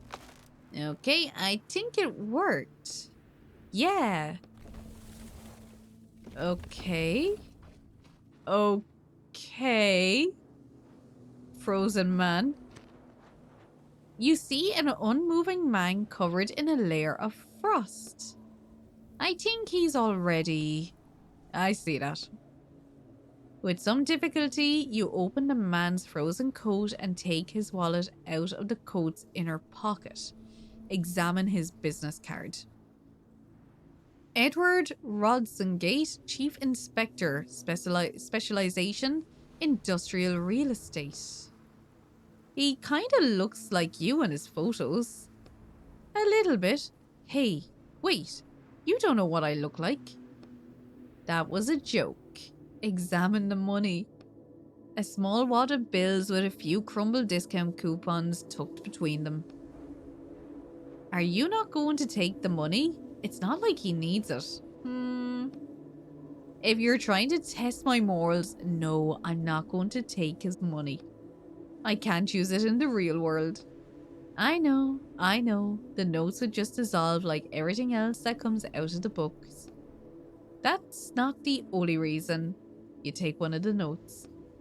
They say puns instead of pounds. That's a law that says all authors have to write them like that in their books now.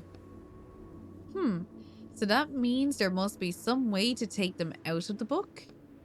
You shrug, examine his business card. We've done that. Yeah, weird though how we can take what they're looking for out of the books, but you can't take other items.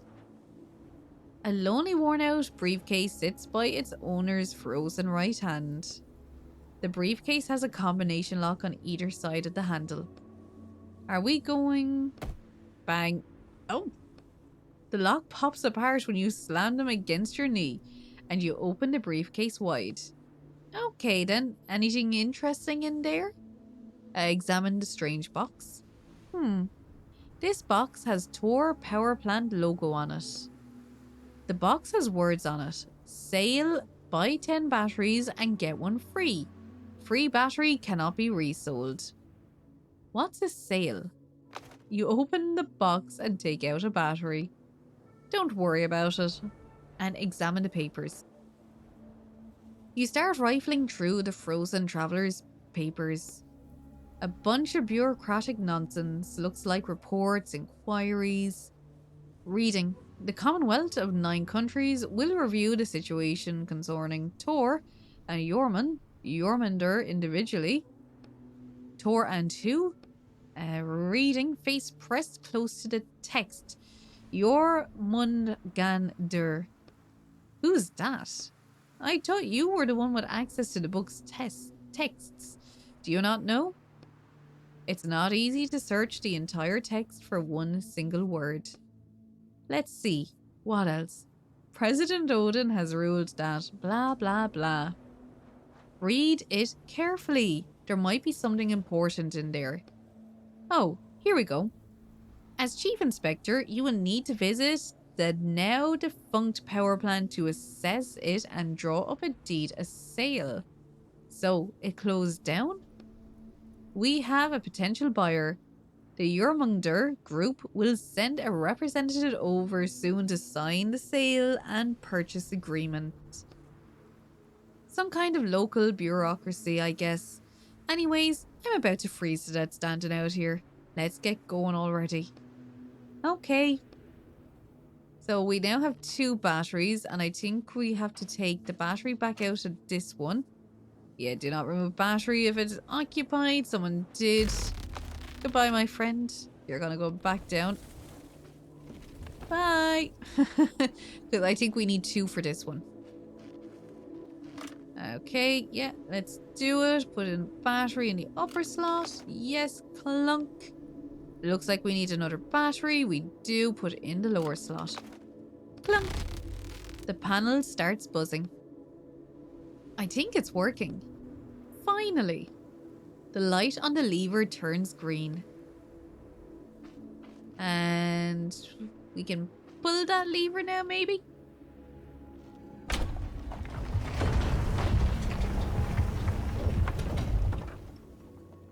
My goodness, there we go. I think if we take this out, he will actually, like, we can't, it'll go back down again. So I think we need to leave it in for the moment. I mean, let's see. Oh, will it even let me? I'm gonna try take it out and see. I think it's gonna go, oh, wait, no, it hasn't gone back in, has it not? Did I get the batteries? No, maybe I didn't. Yeah, take out both batteries. Oh, okay, it's tied to the lever's position. Okay, hopefully we'll come back out later and do it for him then. Oh my god, there's more of them. What the hell happened here? Someone really had a grudge against robots. And that, let me guess, that was the door leading to the hammer. We'll have to find the back door. Oh my god, all these poor robots. We're absolutely gonna take everything we can get though. A robot with an axe to get out of its head sits motionless in the snow. Do you think it's, you know, throw a stone? Get close and take a look. As you get closer, you see that the axe is deep enough in the robot's head that it also went through its body. There's no battery in this one. we could have used it since everything in this book seems to be battery operated. Someone sure went to town here. You look at the robot's back to read the tag on its neck. This one was Trud. If you find an extra battery, I think you should wake this one up. Maybe it can tell us something. There must be another battery around here. Okay, so we're gonna try find another battery. I mean, I would imagine from one of these guys. Tools. Yeah, I thought there might have been one with him, alright. Yeah. We can go up this way. Oh, keep going. Yeah, we can keep going up that way. I might just go over and look at the door, the rubble. The entrance to the power plant is blocked. We can also go down this way, I think, by the looks of it. Yeah, let's go down the way. Okay, vehicle lot. This is where we can craft. We don't have enough to craft at the moment. Papers. There is a factory crate sticking out of the snow. Dig it with a shovel, clear it away with your hands. You quickly realize how pointless this is. The snow is too hard, almost ice. Okay. So, yeah, we will have to build other things with it. An enormous car has sunk into the snow. Right underneath is a blue puddle. Yeah, someone's gonna have a rough time fixing it. It's a good thing we don't need to drive it anywhere. Well, actually... Oh, come on. Look over there. One of the robots drove off. I just found it in the text. And a robot means a spare battery. Damn. Examine the car. It wouldn't take an expert to see that there's no way the car will run right now. It's leaking some kind of blue liquid and the leak needs to be stopped. Any ideas? One of the transmission valves is shot. Does that tell you anything? Okay, so. The valve, that means silence falls. Roderick's cage vibrates impatiently against your chest. Alright, I have no idea what that means. Then we need to get under the car and check, I assume. Let's look under. Your coat is going to get dirty, but there's no other choice. With a grunt, you lie down on your back and use your feet to push yourself underneath. The hole should be there somewhere. You see at least a dozen thick tubes. They're all covered in a thick layer of dirt and oil residue. I see a bunch of tubes. Okay, so feel around and find the one that's broken. Are you serious? That's going to take... Oh, there's something written here. Words are messily scratched onto the bottom of the car. Deal with your own crap yourself, Thor. How controversial. And too aggressive for robots. It was a human. It says his name was Talafi. So what are we going to do about the car? Ink? Ink won't work. I would need to know what to use it on and how. And I'm clueless when it comes to cars. Ask your neighbor. Maybe your neighbor has a car repair kit. You get along with him, right? My neighbor doesn't have a car. There's no point in having a car where I live. Everything is in walking distance. Fine. Well, look in the book. Since there's a car there, there must be a car repair kit. Oh yeah, ink won't work. It's the same thing again. Well, we better find this repair kit. Can't go down that anyway. We would need to drive. I do want to see about this. If we pull the lever over, what will it do? Oh, Lofton won't budge. Oh, you see a panel with 3 battery slots. Let me guess. This is the back door to the facility. That's right.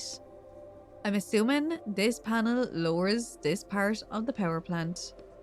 You see a panel with 3 battery slots, yeah. Okay, so we're going to have to find 3 of them anyway and a car repair kit. So, better just go back up the other way. There is nothing else we can do with it at the moment anyway.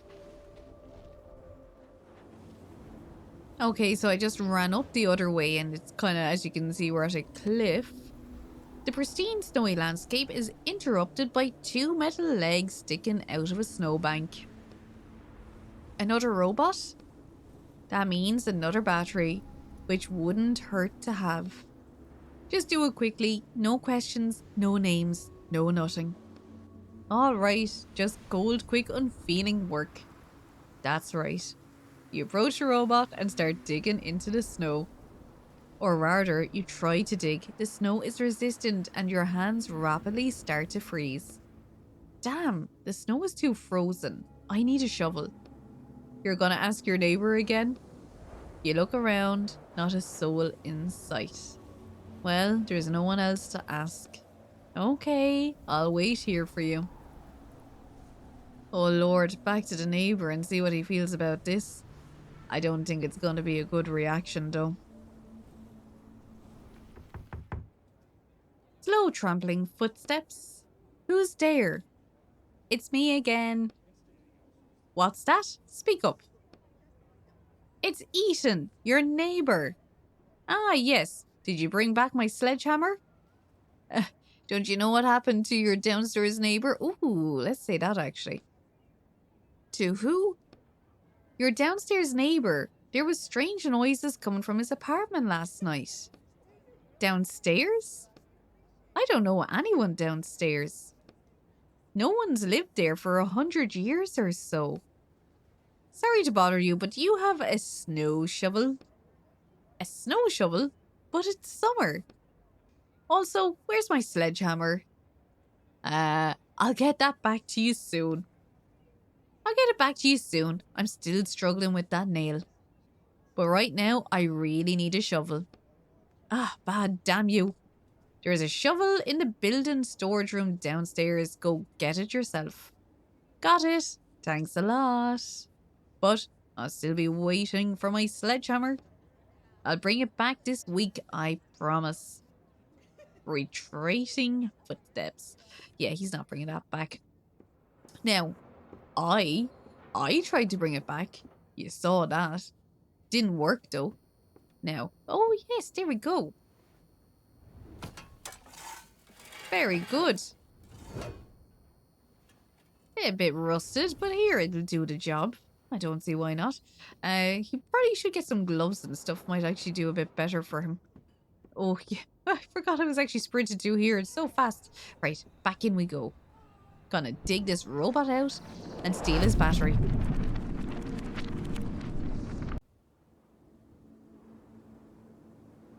There we are. At least now we can dig these things out. Well, did your neighbor lend you the shovel? Show him the shovel. You brandish the shovel like a knight's sword. Okay then, let's get cracking before it snows again.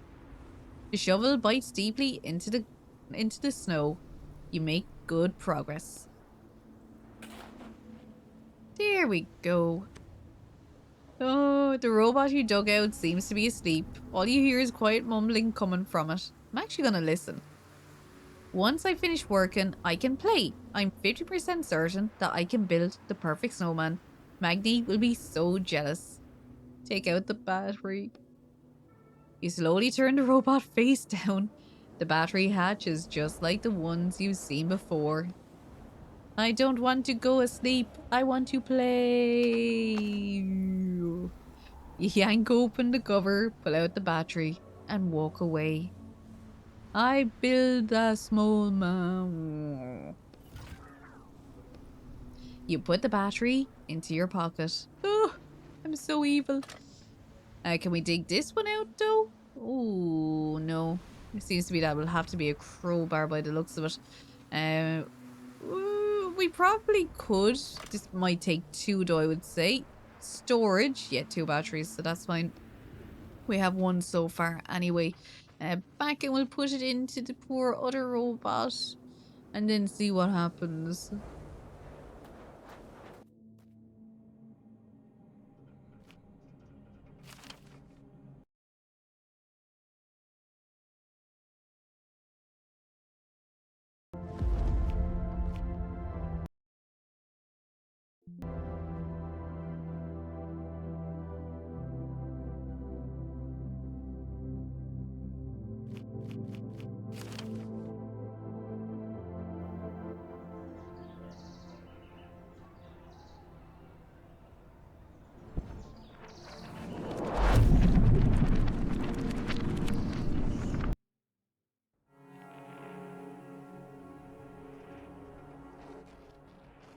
And here is our poor little robot friend. So, we have a battery. Let's see if we can get him sorted. So, the robot sits motionless and an axe is embedded deep in its head. So, we're going to insert a battery. This makes me a little nervous. You push the battery into the socket.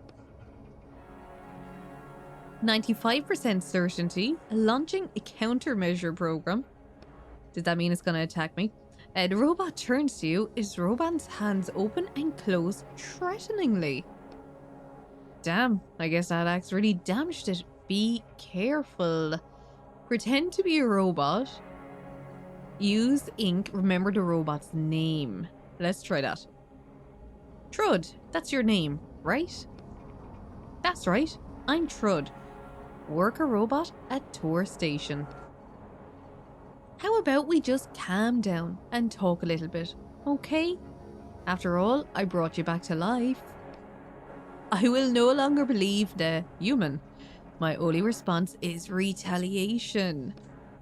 It's going to attack. Oh no, I feel so bad. I suppose so. We will stun it. Stun is always a good one to start with. Maybe stun is better if there's more than one though. Just getting ready to electrify. Let's try slash. Okay. Hey, he has a lot of health actually. Strong hit. I think he's getting ready. Oh, I'm kind of like, do I shield? Yeah, let's do it because I'm worried that he is actually going to... He hit.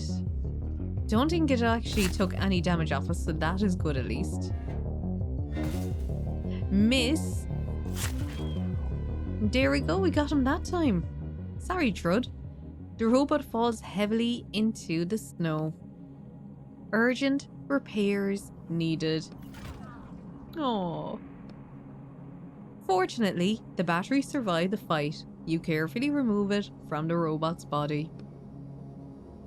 So we got that, and we are none the wiser about what happened.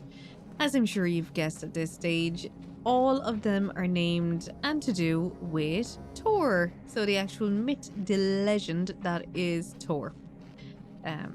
Yeah.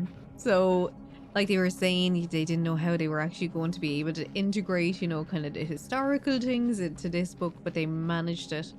Now, I did think part of this was that we were trying to get him to tell us information. So I'm trying to think now. We have one battery here. There is 2 in outside. So yeah, I don't know what we're gonna do. I mean, unless we go back out. I mean, right. Maybe I can go back out, put the battery into the other guy, and then get him to come in with us instead. That might be something worth doing, actually. We'll go down and see. Will it let us do it? Insert the battery. I don't have any spare batteries that I can leave in the robot. What a shame. I would have liked to have started him back up. Okay, so they're actually not going to let me do that at this moment then. So we're back up. We can't even take the 2 out of this because we need them to actually get into the place. So I suppose we'll go back down this way again. We can't do anything with him. I do think none of the rest of these were working. You examine the metal tag on the back of the broken robot's head. This one, it was Ural. Ural is beyond help now. True, but it looks like there's something inside. Ooh, open the hatch on the robot's body. Oh, there's the battery is lit up, running on emergency power. Another battery, not bad. Very good. So yeah, all of the robots are kind of named after different things from that kind of mythology. Nordic mythology. Oh, I'm kind of like, I do have a spare battery now, but look, I don't think we're meant to bring him back yet. Down, even though, yeah, no, I think the way up here, I am going to double check. I think up the top here, it is 3 batteries are needed. And down the way, I did think it was 3 though as well. Oh, look, maybe it's only 2. Yes, storage. Oh, 2 batteries. Let's do it. It looks like we need another battery, which I have. Let's do that. The panel buzzes and lights up. The panel beeps and the light on the lever turns green. Let's go down to storage then.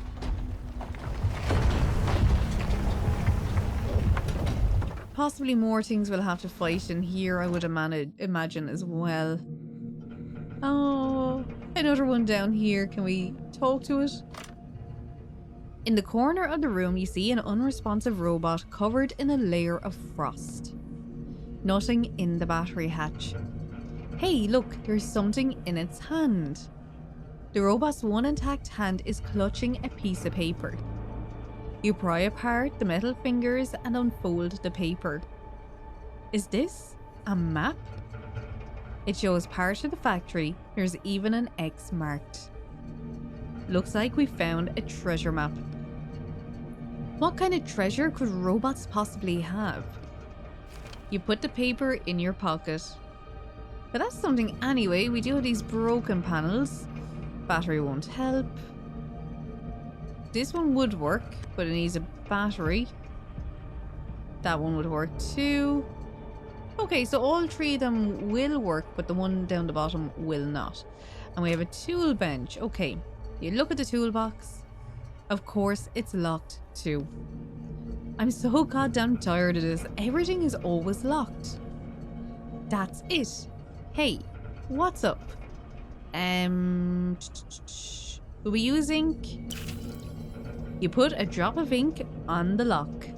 Suddenly, the shackles around your wrist give off a burning coldness. Hissing. Oh. Don't you think you're using ink a little too often? Isn't it dangerous to control someone else's book? Question mark?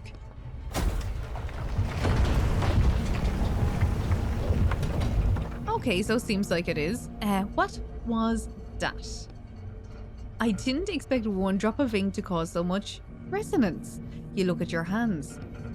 You're risking rejection if you keep that up, and then we'd be... I'm sure it was just a coincidence. Shrugging. You open the toolbox and take out a repair kit. By the way, you move the box off the table. This is a solid table. We could put together something useful here. Did think it was gonna be a place for building tools, and we absolutely will do a crowbar. A couple of the boxes out there, I'm sure now we can actually get in with that. Nothing else we can get here though. We can't move down that way. If we get batteries, yeah, we might be able to put them into there. Also though, trying to figure out what was that loud noise. Hold on. What? Don't you think we should take the battery from the panel? I bet we'll need it later. Yeah, you're right. Actually, he is right. I completely forgot about that. Storage, yeah, let's just take them out. Take out both. You pull on the battery, but it doesn't budge. Looked like the locking mechanism. Oh, yeah. Of course, that makes sense. Put it back down. And now we should be able to take them out. Yeah, the panel goes dark. You hear a soft click, which seems to lock the lever. And we can't... Oh, yeah, now we should be able to break open the lid. You hook the crowbar into the lid and break the lock. Yeah, some more tools. Burn paper. I suppose if we need to make any other tools... Oh, Jesus, no, this isn't going to be good, is it? I don't think they're going to be happy with them. Hi, guys. Can we join in? 2 robots are studying the robot with the axe in its head. Analyzing incident. My verdict: killed treacherously with an axe. Affirmative. Find the guilty and inflict punishment. The robots notice you and turn around. Excuse me, but do you know what happened here? Oh yeah, I cracked its head open. No, we're gonna go with... I was just passing through. Analyzing. Probability that human is lying, 54%. Analyzing probability that the human is lying 32%. You may pass. Thanks. But that's good at least. Don't think we can talk to them again. We can. Oh, I wonder if we're gonna have to fight them to get their batteries. Ugh, I think that's what they're gonna force us to do. Which I don't particularly want to. I actually like all these robots, but yeah, I think what it's gonna make us do, because there's 3 there, it's gonna make us fight them. Now, unless we can find another one around here. The factory crate sticking out of the frozen snow. Oh, dig it out with a shovel. We do not have a shovel. Oh, wait. No, we do. Never mind. Okay, metal and coins. I am going to double check. Pretty sure this guy is 3. Yeah, it's 3. And we, at the moment, have 2. So yeah, I think we'd get the other one by fighting the poor robots. You stand by the broken down car. Your feet start to freeze. Did you find the repair kit? We did. We're going to use it. You feel much more confident now that you have a car repair kit. Okay, get ready to get your hands dirty, Ethan. Fine. So you said I have to feel around all the tubes? 1 hour later. Overall, it was much easier than expected. That was horrible. I hope I never have to work on a car again. But at least it was informative. Okay, so maybe we won't have to go fight the other ones. There are 2 unpowered robots in the back. Examine the robots. You lean one of the robots forward away from the seat and look in the battery hatch, but it's empty. All you see is a cable leading from the robot to the car's control panel. Okay, and what about... I think that actually does it for the 2 of them. Take all that. So what I'm going to guess is maybe they power the car. You examine the car's control panel. It's covered in a light layer of frost. Hey, do you know how to drive? Well, you remember the time you crashed? Remember the crash you were in with the alchemist? Roderick, unfortunately, thought you did it on purpose. Okay. Examine the glove box. There is a small booklet in the glove box. Tangrisner Military Off-Road Vehicle Operation Manu Instructions. I'd be jumping ahead trying to think of what I was going to say. Operating instructions. Military? You continue to study the cover.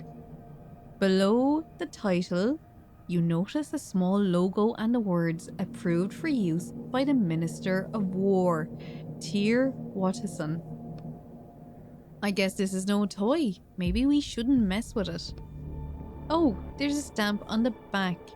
Decommissioned from service. Looks like it's being used for other purposes now. Phew. But we should still be careful, just in case it still launches rockets. Try starting it. You push the button labeled start, but nothing happens. Open the charging port cover. You see 2 standard battery slots under the port cover. You look at the car's deck control panel. You won't be able to do anything without the batteries. Yeah, we have the 2 anyway. Yeah, and we're going to put in the second one. There we go. It's working. You suddenly hear screeching noise coming from the back of the car. Oh no, I think we might have to fight them maybe? What the? Hello. Hello. Damn. Who are you 2? I'm Muddy too. I'm Muddy Tree. Are they copies of that robot we found hanging in the tree? Either that or Thor wasn't all creative when it came to names. To the robots, we're just gonna go for a little ride. We can't allow that. Can't allow that. State the purpose for your use of the vehicle. State the purpose. I'm going to look for a robot. There's a sale going on nearby and I want to get to it before it ends. Let's go with 1 because I think they might help us if they know that. It's either, look, it's going to be a fight or they're going to help. Which robot would that be? Who is it? I don't know the name. Probably Moddy or Noddy or something like that.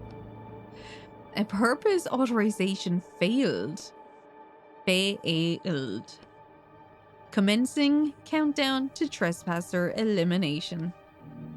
Commencing. 10, 9. Hold on. I said I'm going to help a robot. 7, 6. Yank out the robot's cables, tell them about Thor.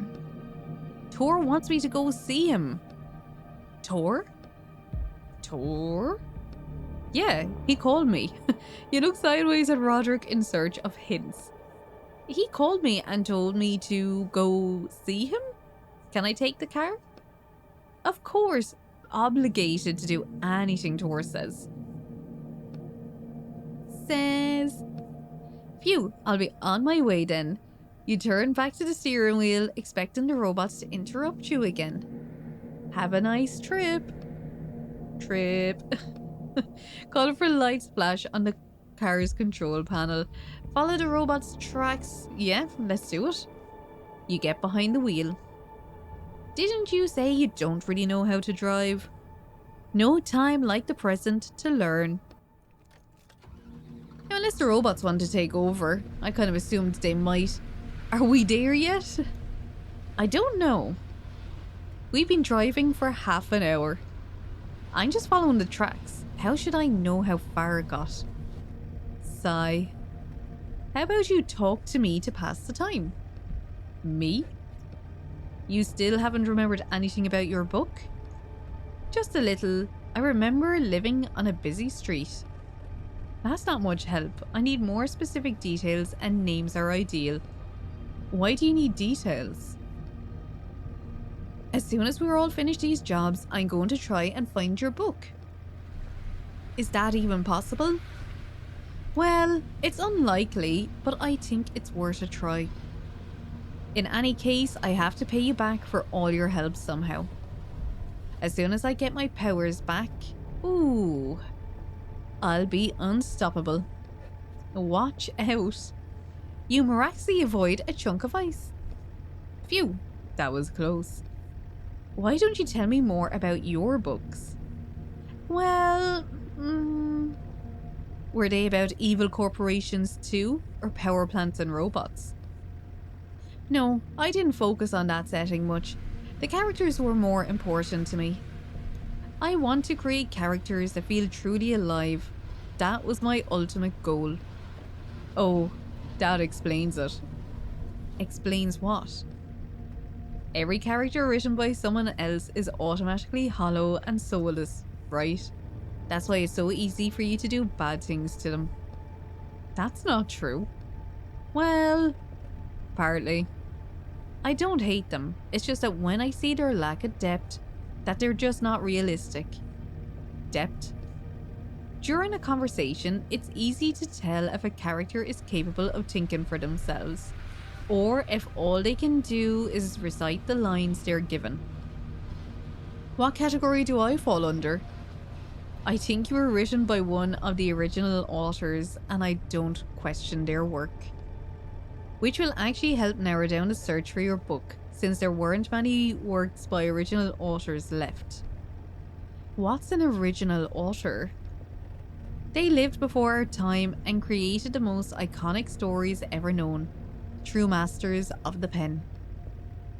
I've even heard they couldn't jump into books, so I had no idea how they managed to create all of this. But not a single one of them kept writing after the war. I don't know why. Now we have this new generation of writers where everything is rewritten or reworked. Oh, hold on. I think we're here. See that car over there? Yeah, slow down a little. Just gotta figure out how. Damn. Yeah, I mean, sitting down and actually steering probably would have helped, but maybe we don't have that into the design. Back in a minute, fellows. Go out and find this other guy. Okay. He seems to be making a snowman, which I cannot argue with. In front of the frozen car, you see a crate with a steel cable wrapped around it. We're going to use the crowbar. You ignore the cable and wedge the crowbar into the right side of the crate, then pry it open. We're going to take that. I'm sure he'll be delighted watching us do that to his car. It looks like there's tools over here. A robot's tools. Alright, let's have a chat with him. There it is. The robot raises a hand and waves at you. Snow falls from the clamps at the end of its arm. I'm going to wave back. You wave your hand a few times and the robot's eyes blink. Hello, human. The leak in the water supply pipe has been fixed. I will return to the power plant soon. However, I have something I need to complete first. You notice an odd-looking snowman made out of 2 large snowballs. A third, smaller snowball is lying at the robot's feet. This is 73% perfect snowman. I've never achieved such a wonderful result before. Ask about the pipes. Why were you insulating the pipes if there's nothing flowing through them? I was not insulating the pipes, I was fixing a leak. Eventually, I will figure out what it is that disabled the heating system. I think it's because the power plant closed down. Leaks probably don't have anything to do with it.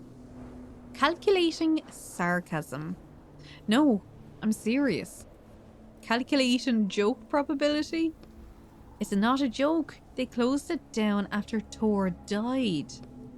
Calculation probability of insanity or other abnormalities. Fine, do whatever you want with your pipes. I'm gonna examine it. It appears to be a perfect copy of Moddy, the robot you found hanging from the tree. The only difference is that the nameplate on the back of this one says Magni. Okay, I think we're just going to take out the battery, which I do not like doing. I wish we could just finish the snowman for him and just let him go back and do what he had to. The robot nods to you, then returns to building the snowman. It bends awkwardly as it carefully pushes the snowball around with the robotic arm, trying to keep it from falling apart. Just make it quick. You place a shaking hand on the robot's battery hatch and open it. Wait, maybe we should let it finish building the snowman first. Oh, you place a hand on the robot's battery and quickly yank it out. Ouch. It hurts. The robot freezes, arms extended towards the snowman's head, as if hoping to finish it before it plunged into eternal darkness. Finish building the snowman. You navigate around the robot as you roll a snowball. The snow is nice and sticky. It only takes 5 minutes for you to construct a decently round head. Place it firmly on top of the odd snowman. You use your fingers to add 2 eyes, a hole for the nose, and a smile. That really is a 73% perfect snowman. It most certainly is. You check the battery in your pocket. Okay, I'm so sorry. Now, hopefully the other 2 will not kill us after they just watched what I done to their brother. We'll find out. I don't think I should talk to them again. Let's just go back. They might talk to me, we'll see. But I guess we can go back now. Who are you? Ooh, you're asking again? I was just here. I'm Etienne. I brought you here on Thor's orders, remember? Authorization successful. Successful. Those 2 are starting to get on my nerves. Oh, there's an autopilot button. A what now? You know, autopilot. The car will drive us back by itself. I won't even need to steer. Okay, there's absolutely going to be a boss fight with these. Well, not a boss fight, but there's going to be a fight. Well, that's good news. I'm going to take a little nap. Hold on. I thought maybe you could tell me about the original authors. Etienne? Hey. Oh, he's asleep. He's asleep already. Standing up. Oh, I really thought it was just going to be a fight with those 2. Okay. We'll leave them there for now. I really don't want to have to fight them. But we do have 3 batteries now, so we should be able to get in this way. But yeah, I'm just going to put them all in. Right, let's go back. Wait, why? Why do we have to go back? I probably should have read that. Take the battery from the upper slot. Clunk. You see a panel. Workshop. I think we need more batteries. Oh, and you left the batteries. Oh, Jesus. Okay, yeah. That's what I get for trying to go through it too fast. I was jumping through thinking I had it all. Oh, okay. They're not doing anything. Okay. The panel goes dark. Ooh, your car, looking at the car's dead control panel, you won't be able to do anything without the batteries. Yeah, push. Oh no, step away. I'm surprised they are still alive. I thought it was like your man had a cable connected to the car. So I definitely thought that's what was keeping it alive. Let's put a battery into the upper one. I think we need more batteries. And the last one. Very good. The panel buzzes and lights up. The lights on the lever turn green. Let's get this open. Okay, I thought, because I kind of went back to look at the car, I really did think it was going to be like those two were going to come out and fight me. Okay.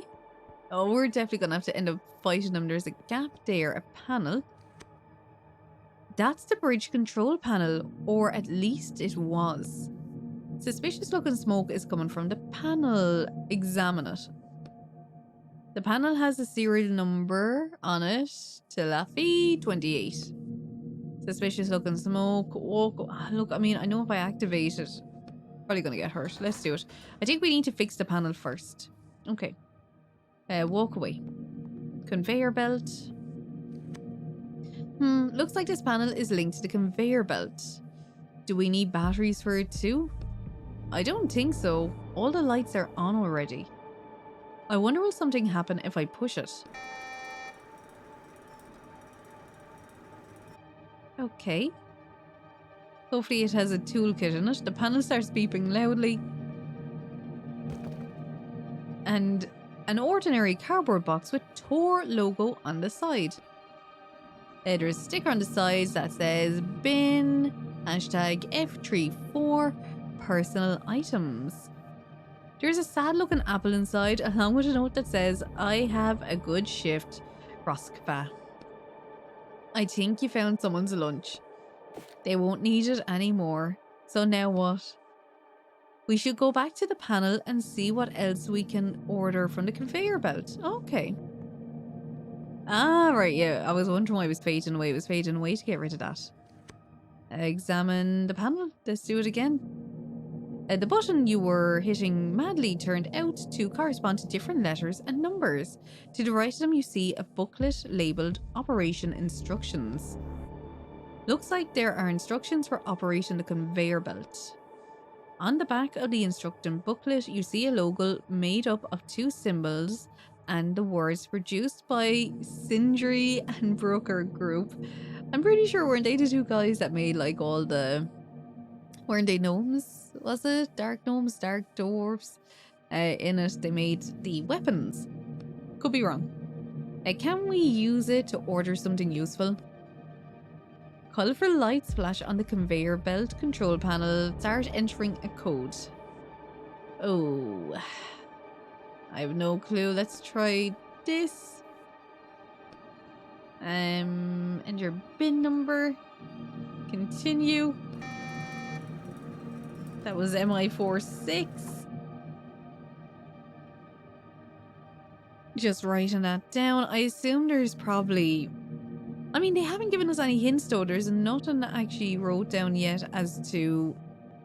Like, you know, giving us different... I mean, unless we have to go through every single one. Yet again, same thing. We are going to open it. The box is filled of notes and notebooks. I can't even imagine what those could be for. Me neither. So I think we just keep going. A kit for Tiffle 28, just what we need. Awesome. Now we just have to do something about the bridge situation. We can at least fix this though. So yeah, there actually was like an instruction booklet. There was another one in there. It had some codes down for repair kits. And that's how you found it. Now let's see, we should be able to, fix the panel. No one ever fixes this panel in the book. They only break it. I can't find instructions for you. Let's see how bad it is. You open the panel and start digging around inside. 20 minutes later, you almost certain you did everything right. You flip the switch and something inside the panel starts humming. It's working. Compared to fixing the car, this was nothing. There we go, so we can at least go in. Factory door. Oh, I knew we were going to be going into a fight. Whoa. We're gonna roast in here. Could whoever killed the robots have done this? No time to chat. The whole building's gonna collapse. Okay, so maybe it's not a boss fight, but it's just like, you know, us having to run through the place. Metal beams. I need to clear the way first. There we go. Straight down. Hopefully no one's down there. Ooh, Thor's office. Let's go in. Ooh, coughing. Damn, the whole place is on fire. We should hurry up with our search before the fire spreads. Oh yeah, I forgot we're looking for the hammer actually. Coughing. There's an old letter here. Anything interesting? It hasn't been sent. It's from Thor Watterson to the President Odin Borison. Let's see. Part of the text is burnt and illegible. Since Sol was the first company to go when shortly after being acquired by the Skoll Group, it declared bankruptcy and disappeared from the market. Now my company is under a continuous threat of acquisition by the Jormungandr Group, and I expect this will lead to similar outcome.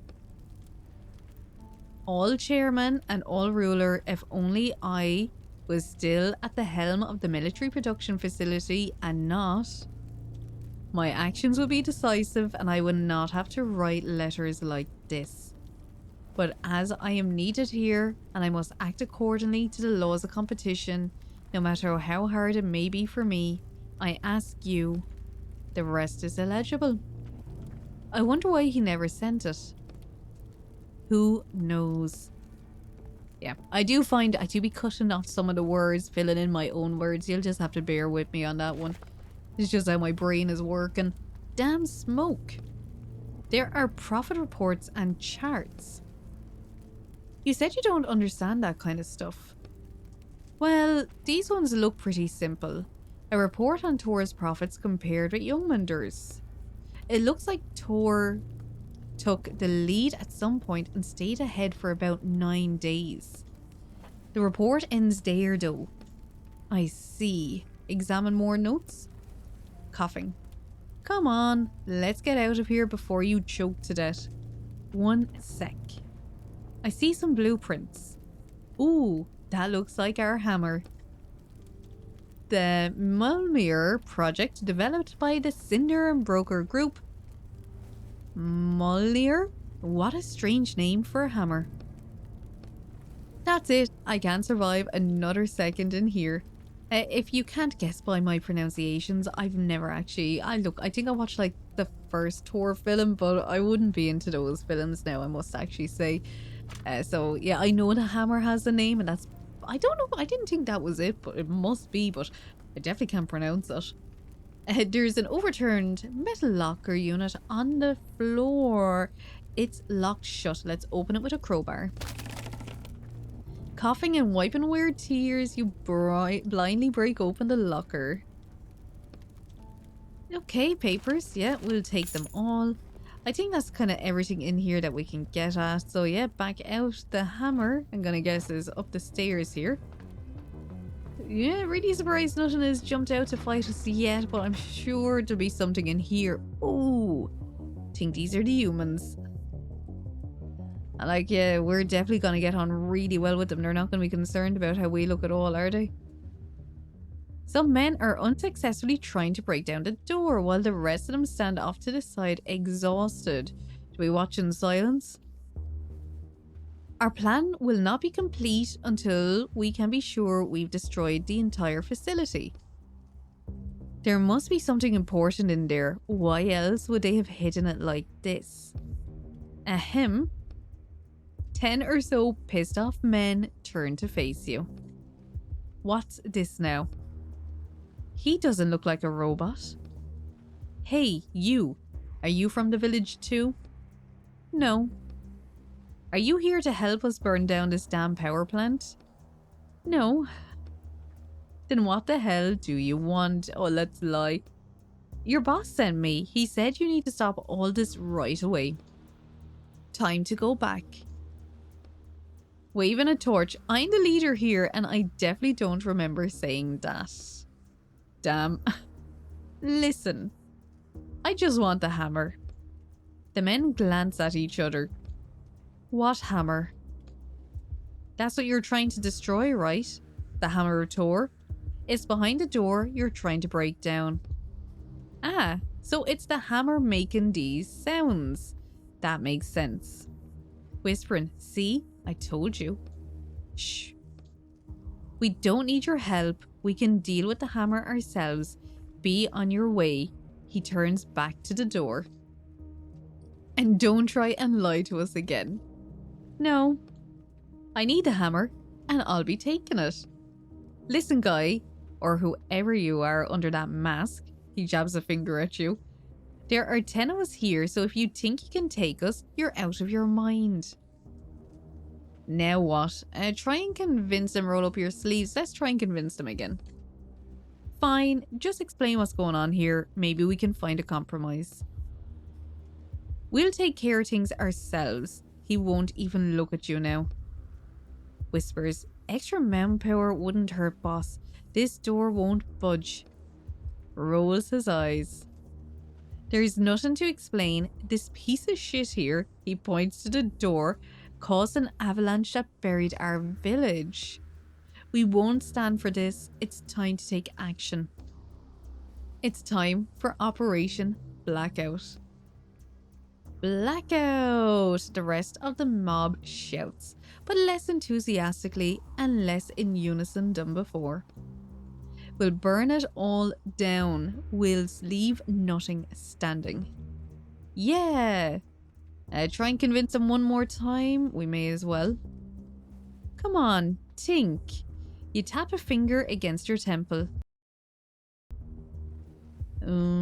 Choose wisely. I don't think they're going to put up with you for long. Pretend you know something they don't know. Offer a trade.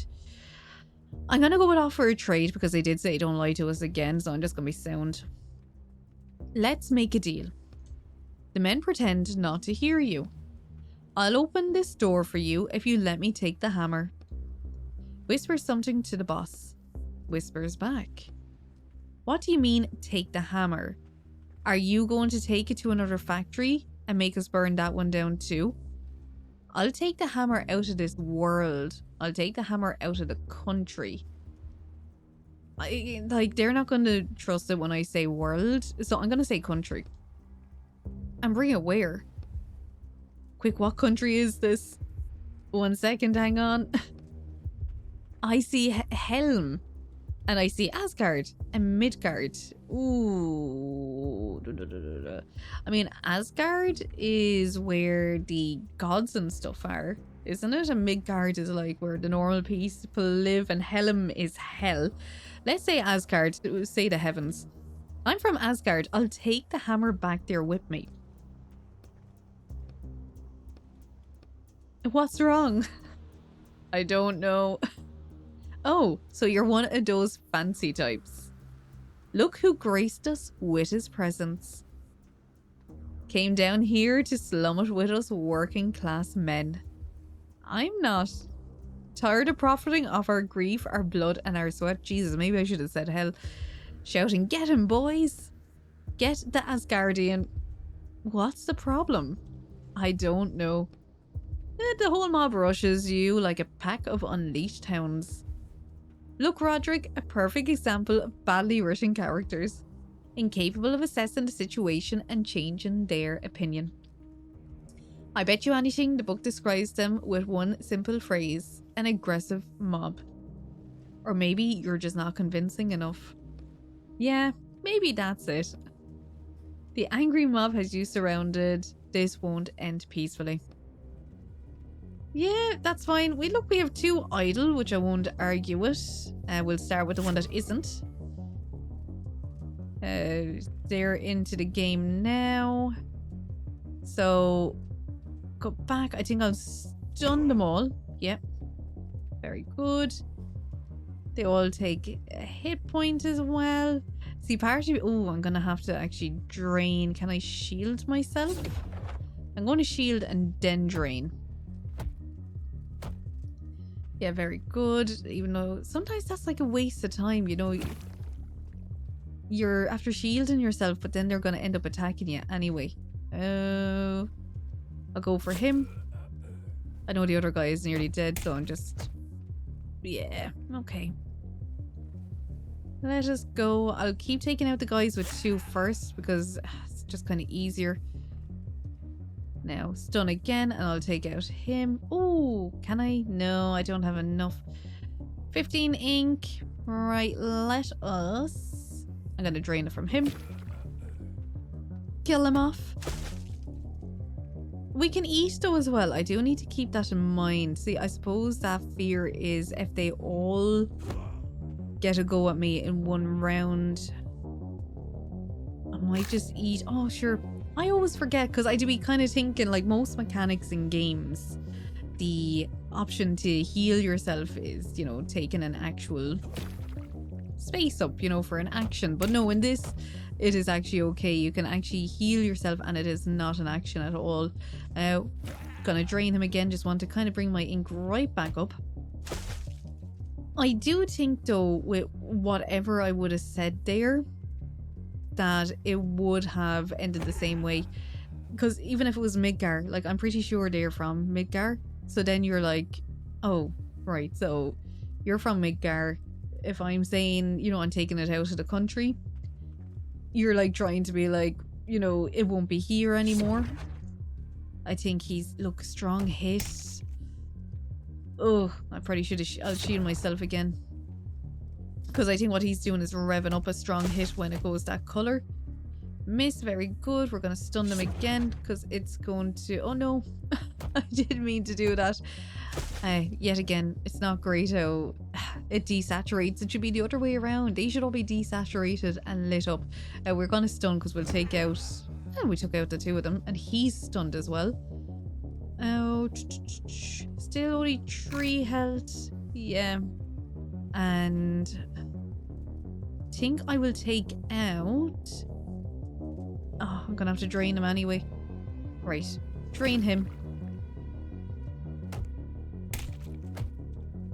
Okay. Yeah. Stun again, because we'll take him out. Disloyal is down to 3. I don't think it's going to... Oh, each time. Right, drain. Hopefully, he shouldn't kill me, hopefully, because I'm hoping now this slash will do it. Phew, there we go.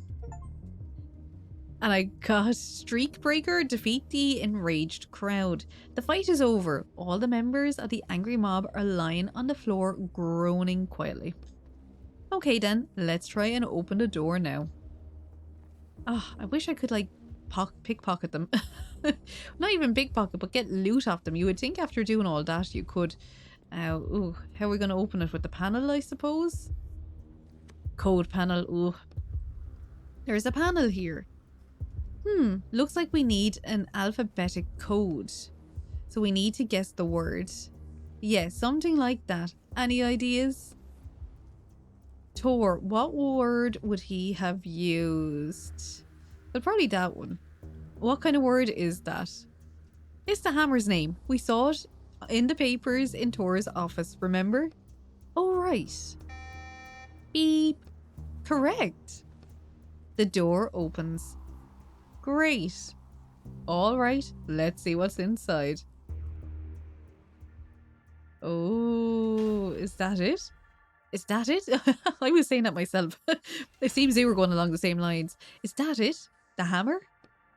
Looks like it. It's huge. I have to figure out how to get it down from there. You should hurry before the fire spreads here. Everything is fairly metallic though. I can't imagine it's really going to.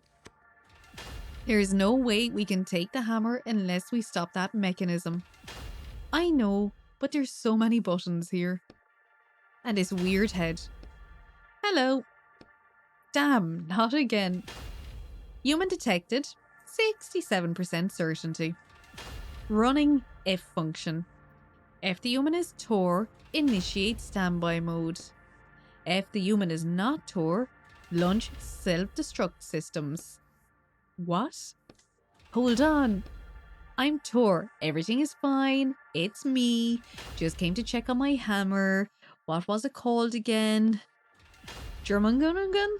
No, Malnir. Malnir is the hammer. Right. Malnir. I'm just totally saying that wrong.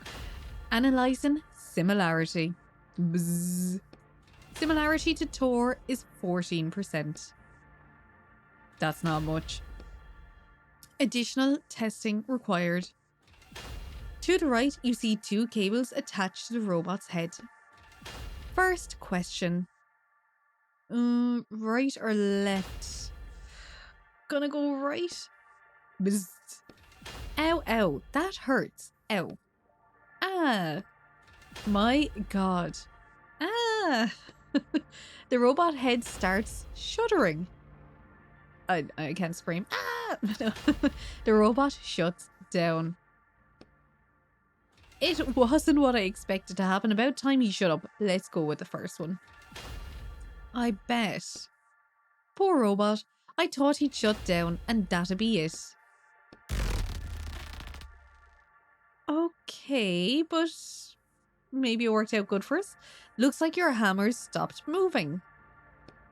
Okay, I'm going...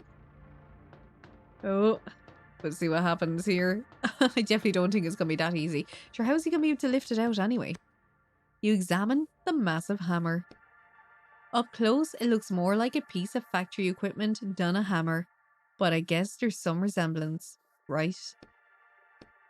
Listen, the robot didn't give me a choice.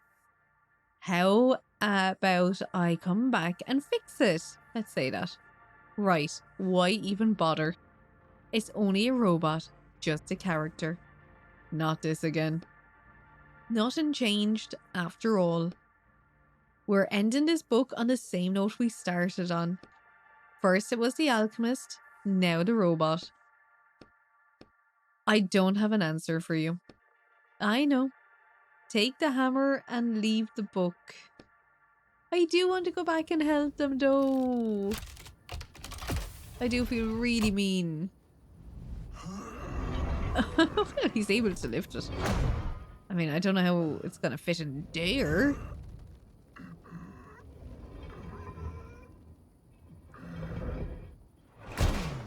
I mean, okay, fair play. Close it down, I suppose. Oh. Will it let us go into the book again? No! Oh, I'm so sad. If it had let me, I would have gone back and put the battery into each and every one of those robots that we had met the first way around.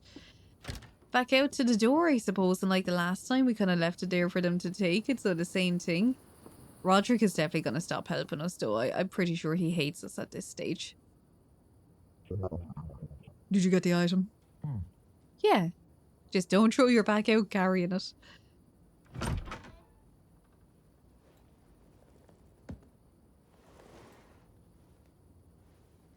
The mysterious hand again. And a slam of the door. Here's your payment. We'll be in touch. Thank you. I need to get some sleep now. I'm exhausted. Still no one in there. Just said I'd check it. Of course, here we go. They should be happy though this time. They got exactly what they were looking for. No half bottle this time. Hello? Silence. Still abusing characters? It just happened. Well, anyways, good work out there. You're slowly starting to be my favorite walker. Don't call me that. Don't like your new line of work? No. That's too bad. It's far more profitable than all your scribbling. All right, I'll be in touch. Hangs up. Okay, time for us to go to bed, I'm sure. Or maybe not. Who's this? Hello? Ethan, is that you? Oh, hi Vince. How's the work going? It's not bad. Thanks again for getting me set up with that client. He's not the world's most pleasant person, but I know a guy who finished working for him literally yesterday and got his shackles off right after that. Lucky guy. That's for sure. We're thinking of writing something together now. You seem to know a lot of people who ended up in shackles. Well, the laws these days, you know. Or maybe you just gave them the same helpful advice you gave me? Hey, I told you what you were supposed to do. The police weren't supposed to get wind of anything. And I did everything exactly as you said, but the police got wind of it. To the tune of 30 years for me. Listen, I just told you what I heard. Alright, I'll call you back when you're in a better mood. Bye. Hangs up. Are we safe to go to bed now? Is that everyone done? Okay, seems to be anyway. Our cacti are doing well. They're stood up now this time. Yeah, be interesting. We'll have our passage of time again. Let's see what else is stacked up in here. Oh, we can't see anyone over there. Very weird for a bedroom to be facing out into what looks like a kitchen, but okay. We'll go with it. And he just leaves his curtains open for them to watch him while he sleeps, so okay. Not a problem. Sorry. And we got the Spark of a Hammer, complete book 2.